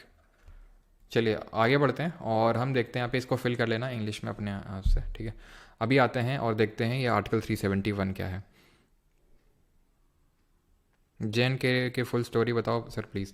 स्टोरी यहाँ पे हम नहीं देखने वाले हैं, ठीक है। पूरी स्टोरी के लिए ढेरों रील मिल जाएगी, वहाँ पे आराम से स्टोरी देखो। यहाँ पे हम एग्ज़ाम के लिए पढ़ने आए हैं, ठीक है। वॉइस फाइन है, neck rotation, thank you. Telangana कब? तो तेलंगाना सभी को पता है 2014 में, जून 2014 में क्रिएट होता है, ठीक है। मतलब ये मैंने आपको नहीं बताया कुछ स्टेट, जैसे ईयर 2000 में आपके 3 स्टेट क्रिएट होते हैं। एमपी से अलग होकर छत्तीसगढ़ बनता है, ठीक है, छत्तीसगढ़ बनता है। उत्तराखंड बनता है यूपी से अलग होके, और झारखंड बनता है बिहार से अलग होके। तो ये सब 2000 में ही बनते हैं, तो ये मैंने नहीं बताया आपको, ठीक है। तो इसको भी कर सकते हैं नोट। और 2014 में वी ऑल नो कि तेलंगाना अलग से बनता है, ठीक है, जून 2014 में, ठीक। आगे बढ़ते हैं। और आर्टिकल 371 जो है ये स्पेशल क्या देता है? स्पेशल कुछ प्रोविज़न देता है, स्पेशल राइट देता है, स्पेशल स्टेटस से डील करता है कुछ स्टेट्स के, ठीक है। सर एसोसिएट स्टेट को हिंदी में क्या बोलते हैं? सहयोगी राज्य बोलते हैं, सहयोगी राज्य, ठीक है। तो article 371 A B C D E F G H I J, ठीक है। तो यहाँ पे देख सकते हैं महाराष्ट्र गुजरात से रिलेटेड है 371 ए आपका नागालैंड के स्पेशल प्रोविजन से रिलेटेड है। 371 बी असम, सी मणिपुर, आंध्रा की यूनिवर्सिटी, ठीक है। Then Sikkim, then Mizoram, then Arunachal, then Goa, then Karnataka. अब हम याद कैसे रखें इसको, ठीक है, क्योंकि आपसे पूछ लेगा आर्टिकल 371 डी में क्या है, एफ में क्या है। मतलब ठीक है, यूपीएससी सिविल सर्विसेज या फिर सीडीएस जैसे एग्जाम में थोड़ा डेप्थ में आ जाता है, लेकिन एसएससी के लिए हमें डेप्थ में नीड नहीं है, ठीक है। हमें सिर्फ इतना पता होना चाहिए किस आर्टिकल में क्या लिखा हुआ है, और उसको याद करने के लिए हमारे पास बहुत अच्छी सी ट्रिक है, एंड दैट इज़, ठीक है। मतलब मैंने तो ऐसे याद रखा था, बाकी आपको, क्योंकि कुछ लोग ये बताना ज़रूरी है, क्योंकि कुछ लोग बोलते हैं सर ट्रिक अच्छी नहीं है ना, इस ट्रिक को भी याद करने के लिए ट्रिक चाहिए। तो भाई अपने हिसाब से बना लेना, जिससे मैंने याद किया था अपने लिए वो मैं आपको बता दे रहा हूँ, ठीक है। तो नाम आसमा, ठीक है, एक लड़की है, उसका आप नाम पूछ रहे हो कि नाम क्या तुम्हारा, तो उसने बोला कि मेरा नाम आसमा है, ठीक है, और मैं जो है जीके पढ़ती हूँ परमार सर से ठीक है। तो तुमने बोला कि आई हो तो क्या माता जी के पैर छू के आई हो कि नहीं, ठीक है। तो माता जी के तो पहले पैर छूने, यानी महाराष्ट्र गुजरात। देन एन से नागालैंड, ए से असम, एम से मणिपुर, ए से आंध्रा, ए से आंध्रा की यूनिवर्सिटी, एस से सिक्किम, एम से मिजोरम, ए से अरुणाचल, जी से गोवा, के से कर्नाटक। कन्फ्यूजन कहाँ पे होगा? ए में होगा कन्फ्यूजन। कैसे? असम भी, अरुणाचल भी है, आंध्रा भी है। तो ध्यान रखना, पहले तो असम है, पहले असम है, देन आंध्रा है, देन आपका फिर से फिर आपका अरुणाचल है। तो ऐसे पहले यहाँ नॉर्थ ईस्ट में, फिर साउथ में, और फिर नॉर्थ ईस्ट में, ऐसे जाना है आपको। असम, देन आंध्रा, देन अरुणाचल, ठीक। क्लियर इतनी चीज़? खत्म हो गया, कुछ है ही नहीं है, ठीक है। नाम आसमा जी के अगर आपको याद है, 371 में तो माता जी के पहले पैर छूने, देन अल्फ़ाबेट याद करना शुरू करना है, ABCD, ठीक है, नाम आसमा जी के। क्लियर? अब आते हैं पार्ट 2 ऑफ कॉन्स्टिट्यूशन में। सर कल करवाइएगा सर, बहुत पार्ट 1 करते करते थक गए हैं बेटा। पार्ट 2 2 मिनट का है बस, पार्ट 2 2 मिनट का है, ख़त्म, ठीक है। पार्ट 2 उतना बड़ा नहीं है, बहुत छोटा सा, इसीलिए पार्ट 2 को हम साथ में करने वाले हैं। बहुत ज़्यादा क्वेश्चंस नहीं आते हैं, लेकिन जो भी आते हैं वही यहाँ पे मैं करवाने वाला हूँ, है ना। छुट्टीज are birthright and we shall have it, okay. अभी हिस्ट्री नहीं पढ़ी है, हिस्ट्री का इन्फ्लुएंस दिखने लगा है अभी। सर आंध्र प्रदेश तो लूसेंट में 1953 दिया है भैया। अनुप्रिया जी कहाँ चिल्ला रहे थे उतनी देर से? आंध्र प्रदेश 1953 में लिंग्विस्टिक बेसिस पे क्रिएट हुआ था। स्टेट रीऑर्गेनाइजेशन एक्ट 1956 के बेसिस पे उसको कुछ तेलुगु स्पीकिंग रीजन्स को मर्ज करके 1956 में क्रिएट किया गया था, ठीक है। अभी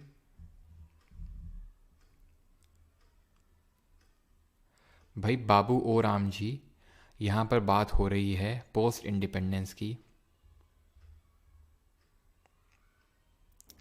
सर मैं अम्बाला से हूँ, यहाँ विनबेक्स एक्सरसाइज चल रही है। जाओ जहाजो ने दिमाग ख़राब कर दिया है, इतनी आवाज़।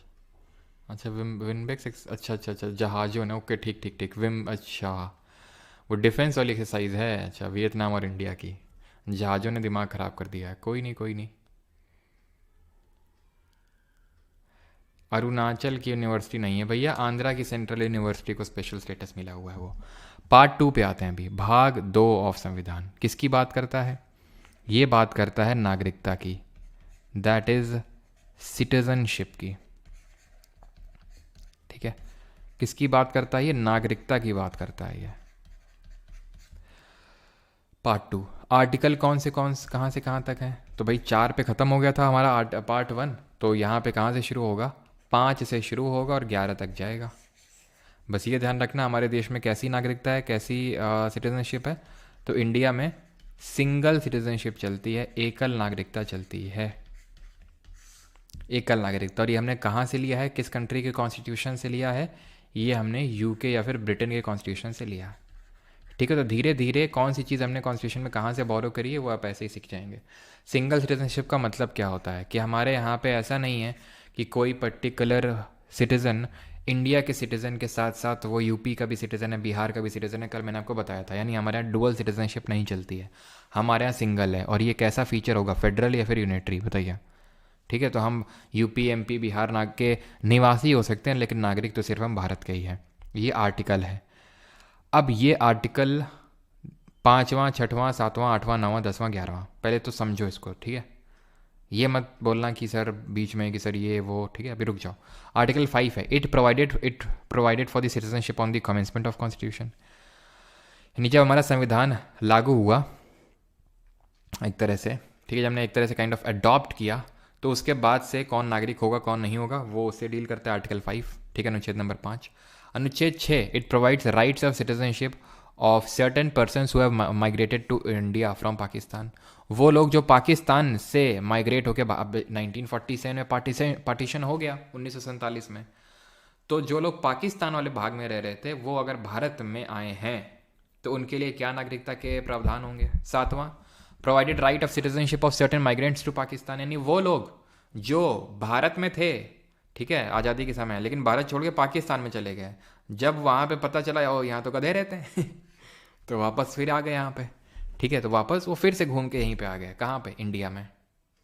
ठीक है, तो ये वो हैं जो पाकिस्तान में ही थे लेकिन भारत में, ये भारत से पाकिस्तान, पाकिस्तान से फिर Bharat. 8, provided rights of citizenship of certain person of Indian origin. जो भारत से बाहर रह रहे हैं, ना तो भारत वाले हिस्से में ना तो पाकिस्तान वाले हिस्से में, वो कुछ और ही अनडिवाइडेड इंडिया से बाहर हैं, वो अनडिवाइडेड इंडिया से भी बाहर हैं वो कहीं, और इंडियन ओरिजिन के, तो उनके लिए क्या ना वो प्रावधान होंगे। 9वां, provided that if any person voluntarily acquired the citizenship of a foreign state will no longer to be a citizen of India. मतलब कि अगर कोई इंसान अपने आप से, अपनी मर्जी से भारत की नागरिकता छोड़ के किसी और देश की ले ली, ठीक है, मतलब अपने आप उसने दूसरे देश की नागरिकता ले ली, तो अपने आप उसकी भारत की नागरिकता कैंसिल हो जाएगी, चली जाएगी। और 10वां बात करता है कॉन्टिन्यूएंस ऑफ राइट्स ऑफ सिटीजनशिप, जिसका मतलब होता है कि ये अनुच्छेद ये लिखता है कि वो लोग जो भारत में रह रहे थे कमेंसमेंट ऑफ कॉन्स्टिट्यूशन में, और जो भारत के नागरिक हो गए एक बार, वो भारत के नागरिक रहेंगे। ठीक है, सरकार उनके सिटीजनशिप के राइट्स को छीन नहीं सकती है। अगर मैं भारत का नागरिक डिक्लेयर हो गया तो ऐसा नहीं कि कल को नहीं तुम ऐसे आए थे, तुम वैसे आए थे, तुम ऐसे हो गया वैसे हो गया, तुम भारत के नागरिक नहीं हो, ऐसा नहीं हो सकता है। कॉन्टिन्यू रहेंगे राइट ऑफ सिटीजनशिप, वो राइट है। 11th, parliament to regulate the right of citizenship by law. 11th ये बोलता है कि नागरिकता को लेके कोई भी कानून बनाने की शक्ति सिर्फ देश की संसद के पास है, क्योंकि सिटीजनशिप किस लिस्ट में आता है? यूनियन लिस्ट में। कल पढ़े थे कि नहीं? तो सिर्फ पार्लियामेंट को ये लॉ के पास पावर है कि वो कानून बना सकता है। तो अब ये आर्टिकल 5 आपसे नहीं पूछता है, 6 नहीं पूछता है, 7 नहीं पूछता है, 8th नहीं पूछता है। क्यों नहीं पूछता है? इसलिए नहीं पूछता है कि ये आपके हिंदी में लिखे हुए हैं। आप में से किसी का कमेंट था कि इंग्लैंड से आए हो क्या, हिंदी में नहीं लिखते हो, और वो चीज़ मुझे दिल में लग गई। ठीक है, मैंने अपने कुछ मंत्रों का उच्चारण किया और सीधे टेक्स्ट को हिंदी में कन्वर्ट कर डाला। ठीक है, वो बात दिल पे लग गई थी। ठीक है sir, German shepherd Indian citizen है या नहीं? ये काफ़ी डीप कॉन्वर्सेशन है, इस पर हम कभी और चर्चा करेंगे। अभी आगे बढ़ते हैं। ठीक है, तो 5, 6, 7, 8 क्यों? क्योंकि सिटीजनशिप जो है नागरिकता, सिटीजनशिप एक तो है कि प्री एनफोर्समेंट ऑफ कॉन्स्टिट्यूशन, यानी कि 24 जनवरी 1950 से पहले की एक तो बात आती है, और एक बात आती है पोस्ट 24 जनवरी 1950, 24 जनवरी 1950 के बाद की बात आती है। इसको लेके कि भैया 24 जनवरी 1950 से पहले कौन था कौन नहीं था क्या सब ये सब कौन डील कर रहा है, ये डील कर रहा है पार्ट 2 में 5 6 7 8 ये सब डील कर रहे हैं। पोस्ट 24 जनवरी 1950 ये डील कर रहा है कौन, ये डील कर रहा है हमारा सिटीजनशिप एक्ट ऑफ 1955। बात समझे नहीं समझे, समझाते हैं। 1950 24 जनवरी जिस, ठीक है, 24 जनवरी 1950 वो दिन है जब हमने नेशनल एंथम है ना सॉन्ग को अडॉप्ट किया कॉन्स्टिट्यूएंट असेंबली ने। इससे पहले कोई नागरिक है नहीं है कौन नहीं होगा ये सब आर्टिकल 5 6 7 8, ठीक। इसके बाद कौन नागरिक होगा नहीं होगा इसके लिए सिटीजनशिप एक्ट यानी कि नागरिकता जो का अधिनियम है 1955 का, आई थिंक वॉइस चली गई, ठीक है। तो इसके थ्रू सिटीजनशिप एक्ट 1955 जो कि बात करता है सिटीजनशिप की पोस्ट 24 जनवरी 1950 की। सर ये तो एक्ट तो 1955 में आया था, ये तो 1950 कैसे बात कर सकता है, कर सकता है क्योंकि ये एक्ट रेट्रोस्पेक्टिवली इम्प्लीमेंट किया गया था, यानी कि बैक डेट से इम्प्लीमेंट किया गया था इसको, समझ गए आप। तो ये है। अब सर सिटीजनशिप एक्ट 1955 में क्या प्रावधान है, कौन नागरिक हो सकता है कौन नहीं हो सकता है, ठीक है। तो कैसे कोई एक्वायर कर सकता है सिटीजनशिप, तो जन्म से, किसी का जन्म हुआ है भारत में उससे एक्वायर कर सकता है। बाई डिसेंसी एक्वायर कर सकता है। डिसेंसी का मतलब ये होता है कि आप जो हैं, आपके जन्म तो आपका बाहर हुआ है लेकिन आपके मम्मी पापा भारतीय नागरिक ही हैं। जैसे फॉर एग्जांपल कि किसी कुछ वीज़ा लेके गए काम वाम के लिए है ना, यूएसए में काम कर रहे हैं वहीं रह रहे हैं लेकिन नागरिक अभी भी इंडिया के हैं, जन्म तुम्हारा वहीं हुआ है तो तुम भारत के नागरिक हो, डिसेंसी। बाई रजिस्ट्रेशन और बाई नेचुरलाइजेशन। बाई रजिस्ट्रेशन का मतलब होता है, इसका तो मतलब हो गया जन्म से, इसका मतलब हो गया आपका वंशक्रम से, इसका मतलब हो गया पंजीकरण से, ठीक है, पंजीकरण से। तो पंजीकरण का मतलब ये होता है कि जैसे आपका जन्म बाहर हुआ, आपके मम्मी पापा भारत के नागरिक नहीं हैं लेकिन वो एक टाइम पे भारत के नागरिक हुआ करते थे, they were of Indian origin, parents were of Indian origin, तो उस केस में रजिस्ट्रेशन वाला काम करता है, पेरेंट्स ऑफ इंडियन ओरिजिन, तो उसको हम बोलते हैं रजिस्ट्रेशन। और नेचुरलाइजेशन होता है कि भाई तुम अभी भारत के नागरिक नहीं हो, तुम्हें मम्मी पापा ने भी नहीं हो, और तुम्हें मम्मी पापा इंडियन ओरिजिन के भी नहीं है, तो नेचुरलाइजेशन होता है। उसके लिए अलग अलग प्रावधान होते हैं। कैसे, जैसे कि यहाँ पर अगर आपको इसके थ्रू नागरिकता लेनी है कि आपके मम्मी पापा कभी थे नागरिक तो 6 साल भारत में रहना होगा, और नेचुरलाइजेशन से लेना है तो 12 साल रहना होगा भारत में, ठीक है। इनकॉर्पोरेटिंग अ टेरिटरी, अगर भारत देश ने, भारतीय सरकार ने मान लो पूरे बांग्लादेश को कब्जे में ले लिया तो बांग्लादेश के सारे लोग तुरंत भारतीय हो जाएंगे, उसके लिए कुछ वो इतने साल रहना वो सब कुछ नहीं, क्योंकि वो भारत की टेरिटरी हो गई तो वो भारत के सब नागरिक हो जाएंगे। कैसे कोई अपनी नागरिकता खो सकता है, रिनंसिएशन, यानी वो अपनी सिटीजनशिप को त्याग दे, ठीक है, खुद ही स्वतः ही वो त्यागने की घोषणा कर दे कि मुझे नहीं रहना है। टर्मिनेट कर दिया जाए, टर्मिनेशन, वंचित किया जाना, टर्मिनेट कर दिया जाए। जब अगर मान लो आप किसी और कंट्री की आपने सिटीजनशिप ले ली, आप इंडिया के नागरिक हैं लेकिन आपने एट द सेम टाइम किसी और कंट्री की सिटीजनशिप ले ली, आपको टर्मिनेट कर दिया जाएगा। डेप्रीवेशन का मतलब है अगर आपने फ्रॉड तरीके से नागरिकता ली है, अगर आप किसी हमारी एनिमी कंट्री के साथ, मान लो कि फॉर एग्जांपल कनाडा मान लो हमारी एनिमी कंट्री है, ठीक है, और ठीक है, तो और उसका आप साथ दे रहे हैं, ठीक है, तो उस केस में भी आपको डिप्राइव किया जा सकता है। समझ में आई चीज़? इतनी चीज़ सभी को समझ में आई या नहीं आई, जल्दी से बताइए, ठीक है। यूएसए में ध्यान रखना डुअल सिटीजनशिप चलती है, हमने सिंगल सिटीजनशिप लिया है, कहाँ से, इंडिया से। और आर्टिकल 5 में क्या है, it provided for the citizenship on the commencement of the constitution, की कोई भी जो भारत में जन्मा है, जिसके मम्मी पापा भारत में जन्म लिए हैं, ठीक है, और जो संविधान के लागू होने के कम से कम 5 वर्ष से भारत में निवास कर रहा है, वो सब भारत के नागरिक बन गए आर्टिकल 5 के तहत, ठीक है। बाकी 5 6 7 8 उतना पूछता है नहीं आपसे। 9 ध्यान रखना कि अगर किसी ने भारत के अलावा नागरिकता ले ली किसी और देश की तो उसके भारत की नागरिकता चली जाएगी। और 10वें में लिखा है कॉन्टिन्यू किसकी रहेगी, वो कॉन्टिन्यूस ध्यान रखना। और 11 में क्या है कि पार्लियामेंट लॉ बना सकता है सिटीजनशिप को लेकर। बाकी सिटीजनशिप एक्ट मैंने 1955 समझा दिया है। और अभी आपको पता होगा रिसेंट में जो सबसे इसमें अमेंडमेंट हुआ है, वैसे तो कई अमेंडमेंट हुए हैं लेकिन 2019 में जो संशोधन हुआ है वो काफ़ी चर्चा में रहता है। आपने सुना होगा CAA-NRC, सुना है CAA?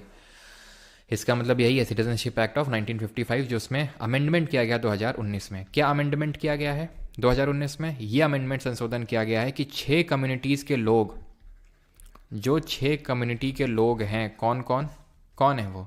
हिंदू हो गए, सिख हो गए, बुद्धिस्ट हो गए, पारसी हो गए, जैन हो गए, एक आप बता दो कौन हो गए। तो ये सारे लोग जो बांग्लादेश, अफ़गानिस्तान और पाकिस्तान से आते हैं, तो इनके लिए सिटीजनशिप बाय नेचुरलाइजेशन वाला ही सिस्टम फॉलो होगा, क्योंकि इनके तो पेरेंट्स भी इंडियन ओरिजिन के नहीं हैं। तो इनके लिए नागरिकता में कुछ आसानी लाई जाएगी, यानी कि सिर्फ इनको 6 साल ही भारत में रहना है कॉन्टिन्यूसली और इनको सिटीजनशिप के राइट्स मिल जाएंगे। यानी कि तो यहाँ पे विवाद क्यों हुआ? विवाद इसलिए हुआ क्योंकि यहाँ पे मुस्लिम्स इंक्लूडेड नहीं थे।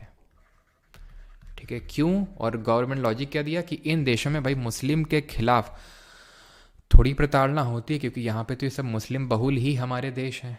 मेन जो प्रताड़ना होती है इनके खिलाफ होती है, तो इसलिए ये लोग अगर आते हैं तो इनके लिए ये नॉर्म्स हैं। ये बेसिक गवर्नमेंट का कहना है। सवाल कर लो, जल्दी जल्दी कर लो, जल्दी से 3 सवाल करो।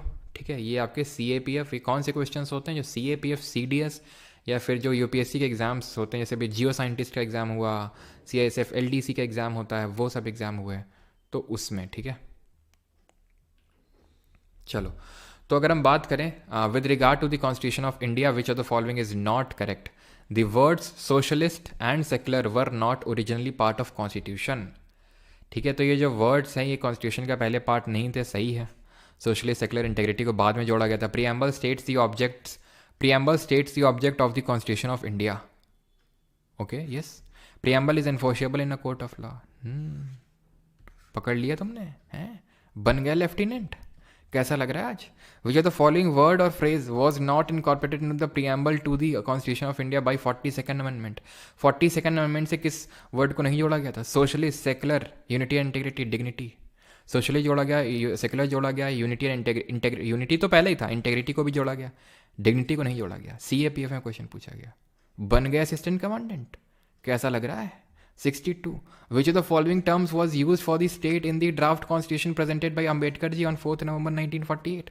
कौन सा वर्ड उन्होंने यूज़ किया था? Union of state, federation of state, autonomous state, subsidiary state. क्या वर्ड उन्होंने किया था? तो उन्होंने किया था union of states. Option number है। कैसा लग रहा है लेफ्टिनेंट फिर से बन के? 102, 173 और 56 को जल्दी से करो।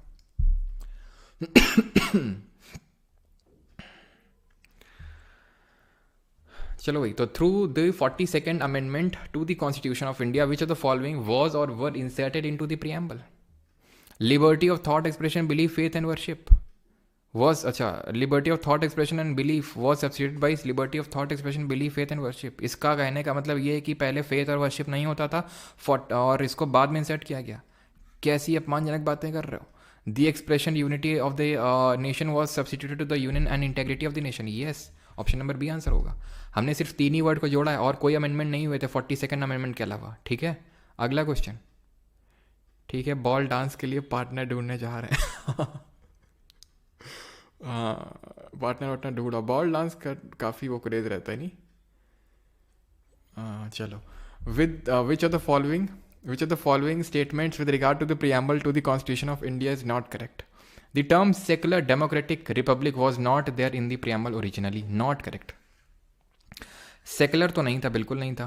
The preamble contains the basic structure of the constitution. पढ़ाया नहीं है तुम्हें बेसिक स्ट्रक्चर क्या होता है, लेकिन ठीक है, ये सही है। अभी पढ़ाएंगे कल वाले लेक्चर में basic structure case, Nanda Bharati case में निकल के आया था। By itself preamble is not enforceable in a court of law. अभी पढ़े।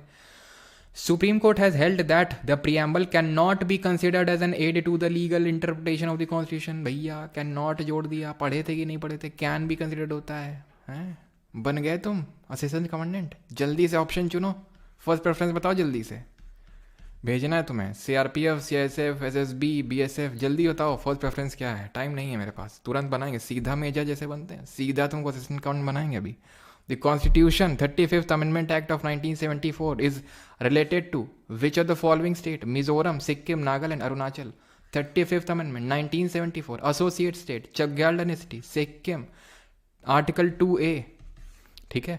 और 36th Amendment 1975 से Complete Statehood। क्या चुनोगे, किस में जाना चाहोगे? एयरफोर्स, हाँ? ओटीए में, नेवी में, किस में जाना चाहोगे जल्दी से बताओ, इसमें कौन सी प्रेफरेंस तुमने चुनी है, सीआईएसएफ चुनना, ठीक है। अगले आखिरी क्वेश्चन पे आ जाओ, विच of the following statement is correct, ये है पेपर जियो साइंटिस्ट का क्वेश्चन है, ठीक है। सही कर लो, सीधे साइंटिस्ट बनाएंगे सीधे जल्दी से, और वो भी जियोग्राफी का। Goa was established as a state separating it from the UT of Daman in 1987, पढ़ा है अभी, सही है। Mizoram was earlier a union territory, बताए थे अभी कि मेघालय को 22nd अमेंडमेंट से एज एसोसिएट स्टेट क्रिएट किया गया था असम के अंदर, और मिजोरम और जो अरुणाचल है वो नेफा नॉर्थ ईस्ट फ्रंटियर एजेंसी के तौर पे यूटी बने थे, सही है। Karnataka was created by the state reorganisation act of 1956, the state of Bombay was bifurcated in Gujarat and Maharashtra 1960, ये भी पढ़ाया था मैंने। यहाँ पे थोड़ा सा कैच ये है कि कर्नाटक जो है नहीं बल्कि एज अ मैसूर बना था, बाद में इसका जो है कर्नाटक नाम, मैसूर का नाम चेंज करके कर्नाटक किया गया था बाद में, तो ये मैसूर के तौर पे क्रिएट हुआ था। तो नॉट, अच्छा सॉरी नॉट लिखा था, नॉट, ठीक है, नॉट। तो यहाँ पे सही कौन सा नहीं होगा, ऑप्शन नंबर सी। बन गए जियो साइंटिस्ट, मिल गई तसल्ली, हो गई सारी कामनाएं पूरी, लेफ्टिनेंट बनवा दिया, असिस्टेंट कमांडेंट बनवा दिया, जियो साइंटिस्ट, कुछ बाकी रह गया। इनकम टैक्स ऑफिसर बाकी, income tax inspector, GST inspector, ये कौन बनेगा, ये भी बन लो, आओ जल्दी, आज सब कुछ बनवाएंगे तुम्हें। प्रियम्बल पे ले पहला, preamble of Indian constitution was adopted on, कब अडॉप्ट किया गया था प्रियम्बल को, लिखा है date of adoption of constitution. Sir drum भर चाय दे दीजिए बस, अच्छा किस बात पे कल परसों क्लास बंद है क्या, कि नहीं क्लास चालू है, क्लास कल कैसा, मतलब तुम लोगों को क्या कहना है, अब आ जाओ सीजीएल वाले बताओ जल्दी से, कल क्लास का क्या किया जाए।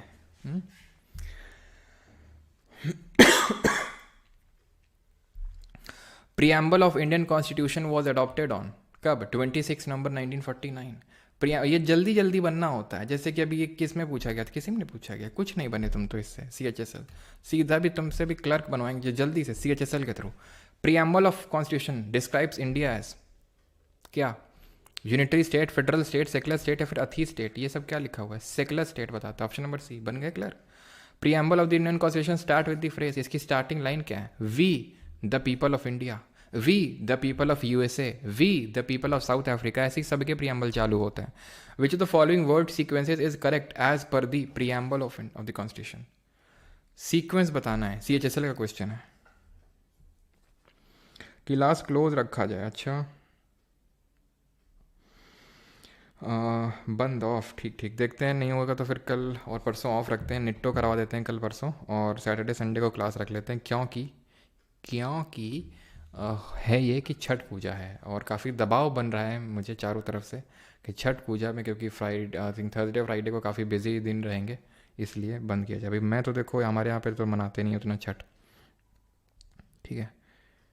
We the students of Parmar SSC, हाँ, और कमेंट रिट्रैक्ट कर लिया गया जल्दी से। खैर, sovereign socialist secular democratic republic, option number B.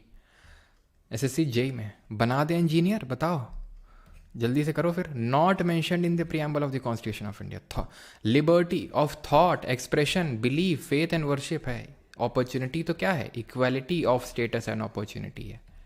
Justice तीन तरह का, कौन कौन है जल्दी से बताओ। According to preamble what does the promotion of fraternity assure, fraternity का मतलब बंधुत्व, unity and integrity of the nation, yes ये तो लिबर्टी है, ठीक है। सेवेंथ, विच वर्ड, अगेन बना दे engineer, unity of nation, which word has been substituted for the word unity of nation, unity of nation हटा के किस वर्ड को जोड़ा गया 42nd अमेंडमेंट से, तो unity and integrity of the nation को जोड़ा गया, option number C.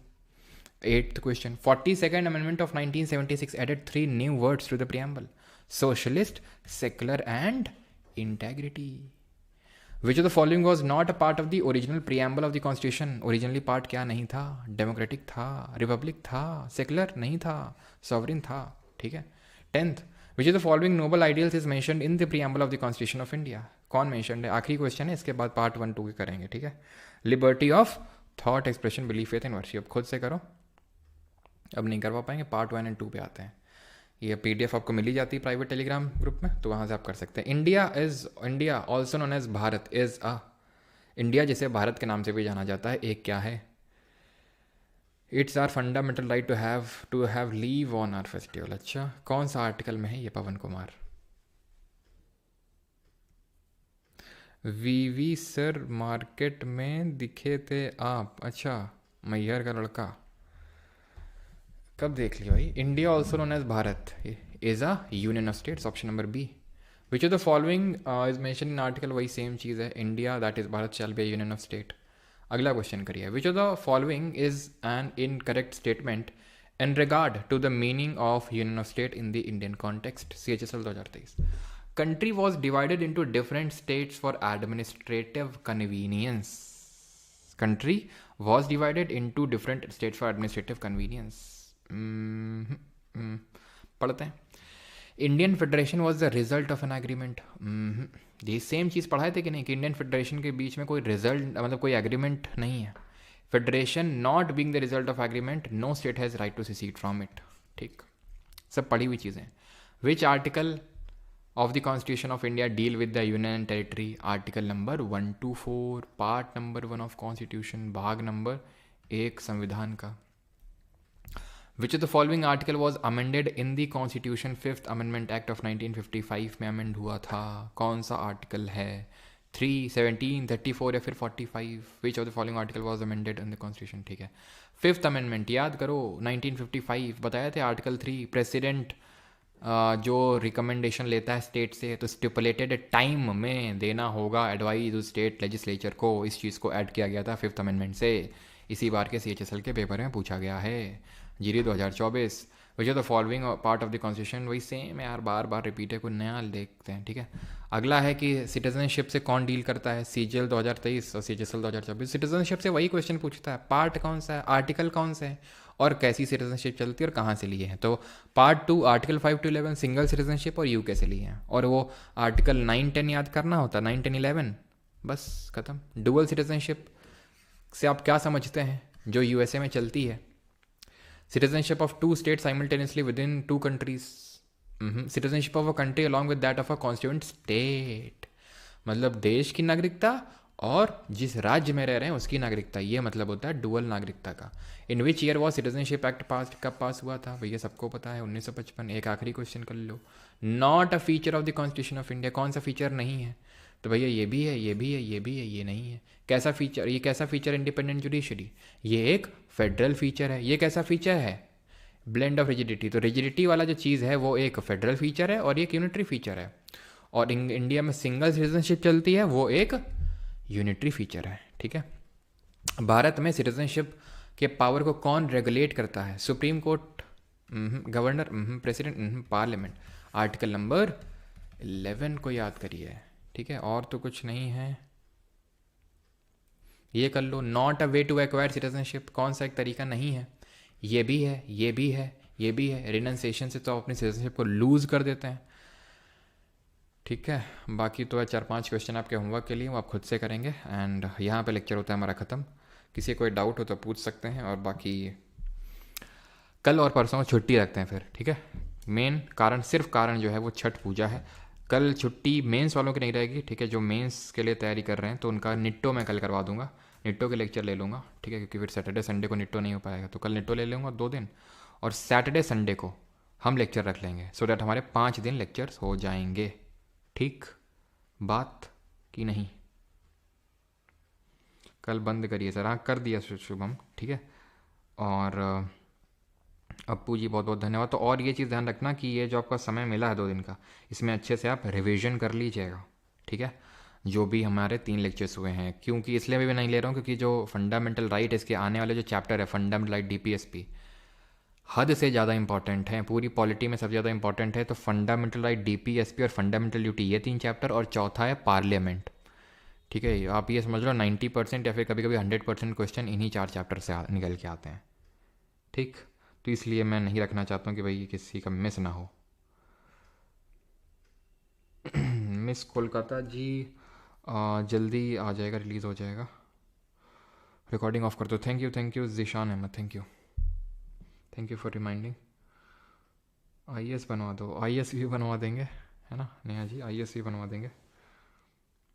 Recording of, thank you याद दिलाने के लिए।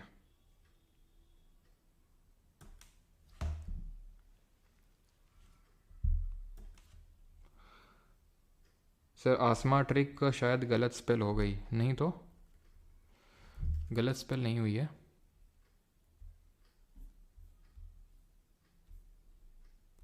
NAM, okay okay okay okay, नहीं नहीं सही तो है। NAMAASMAGK, ठीक है सही है, कोई दिक्कत नहीं है, ठीक है सही है वो। Can I join the batch now या हाइफा नूरा? बिल्कुल आप ज्वाइन कर सकते हो। आंध्रा की भैया यूनिवर्सिटी अंकित जी, और अरुणाचल की यूनिवर्सिटी नहीं है। कुछ स्पेशल राइट मिले उनको। नींद आ रही। मेरा मैसेज मत देखिएगा बस। लैंग्वेज बेस पर स्टेट नहीं बनेंगे, पर लिंग्विस्टिक बेसिस पर बनेंगे, डिफरेंस नहीं।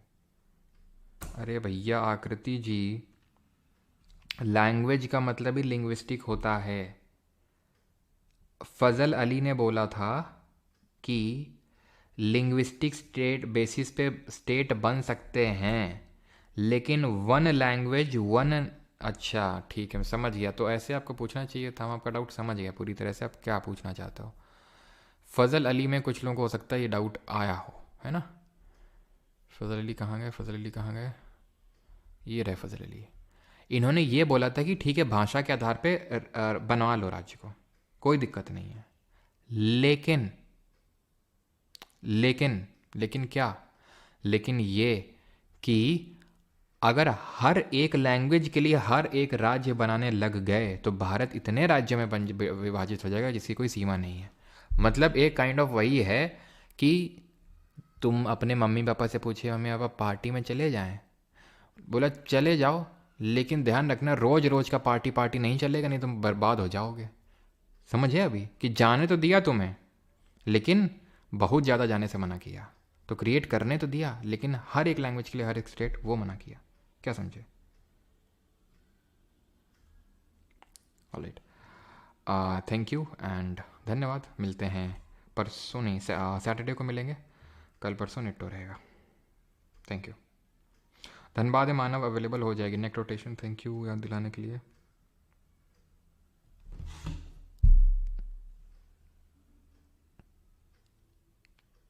लेजेंड जी, पहले वो कनाडा के सिटीज़न ही थे अक्षय कुमार, लेकिन अभी उन्होंने इंडिया की ले ली सिटीजनशिप।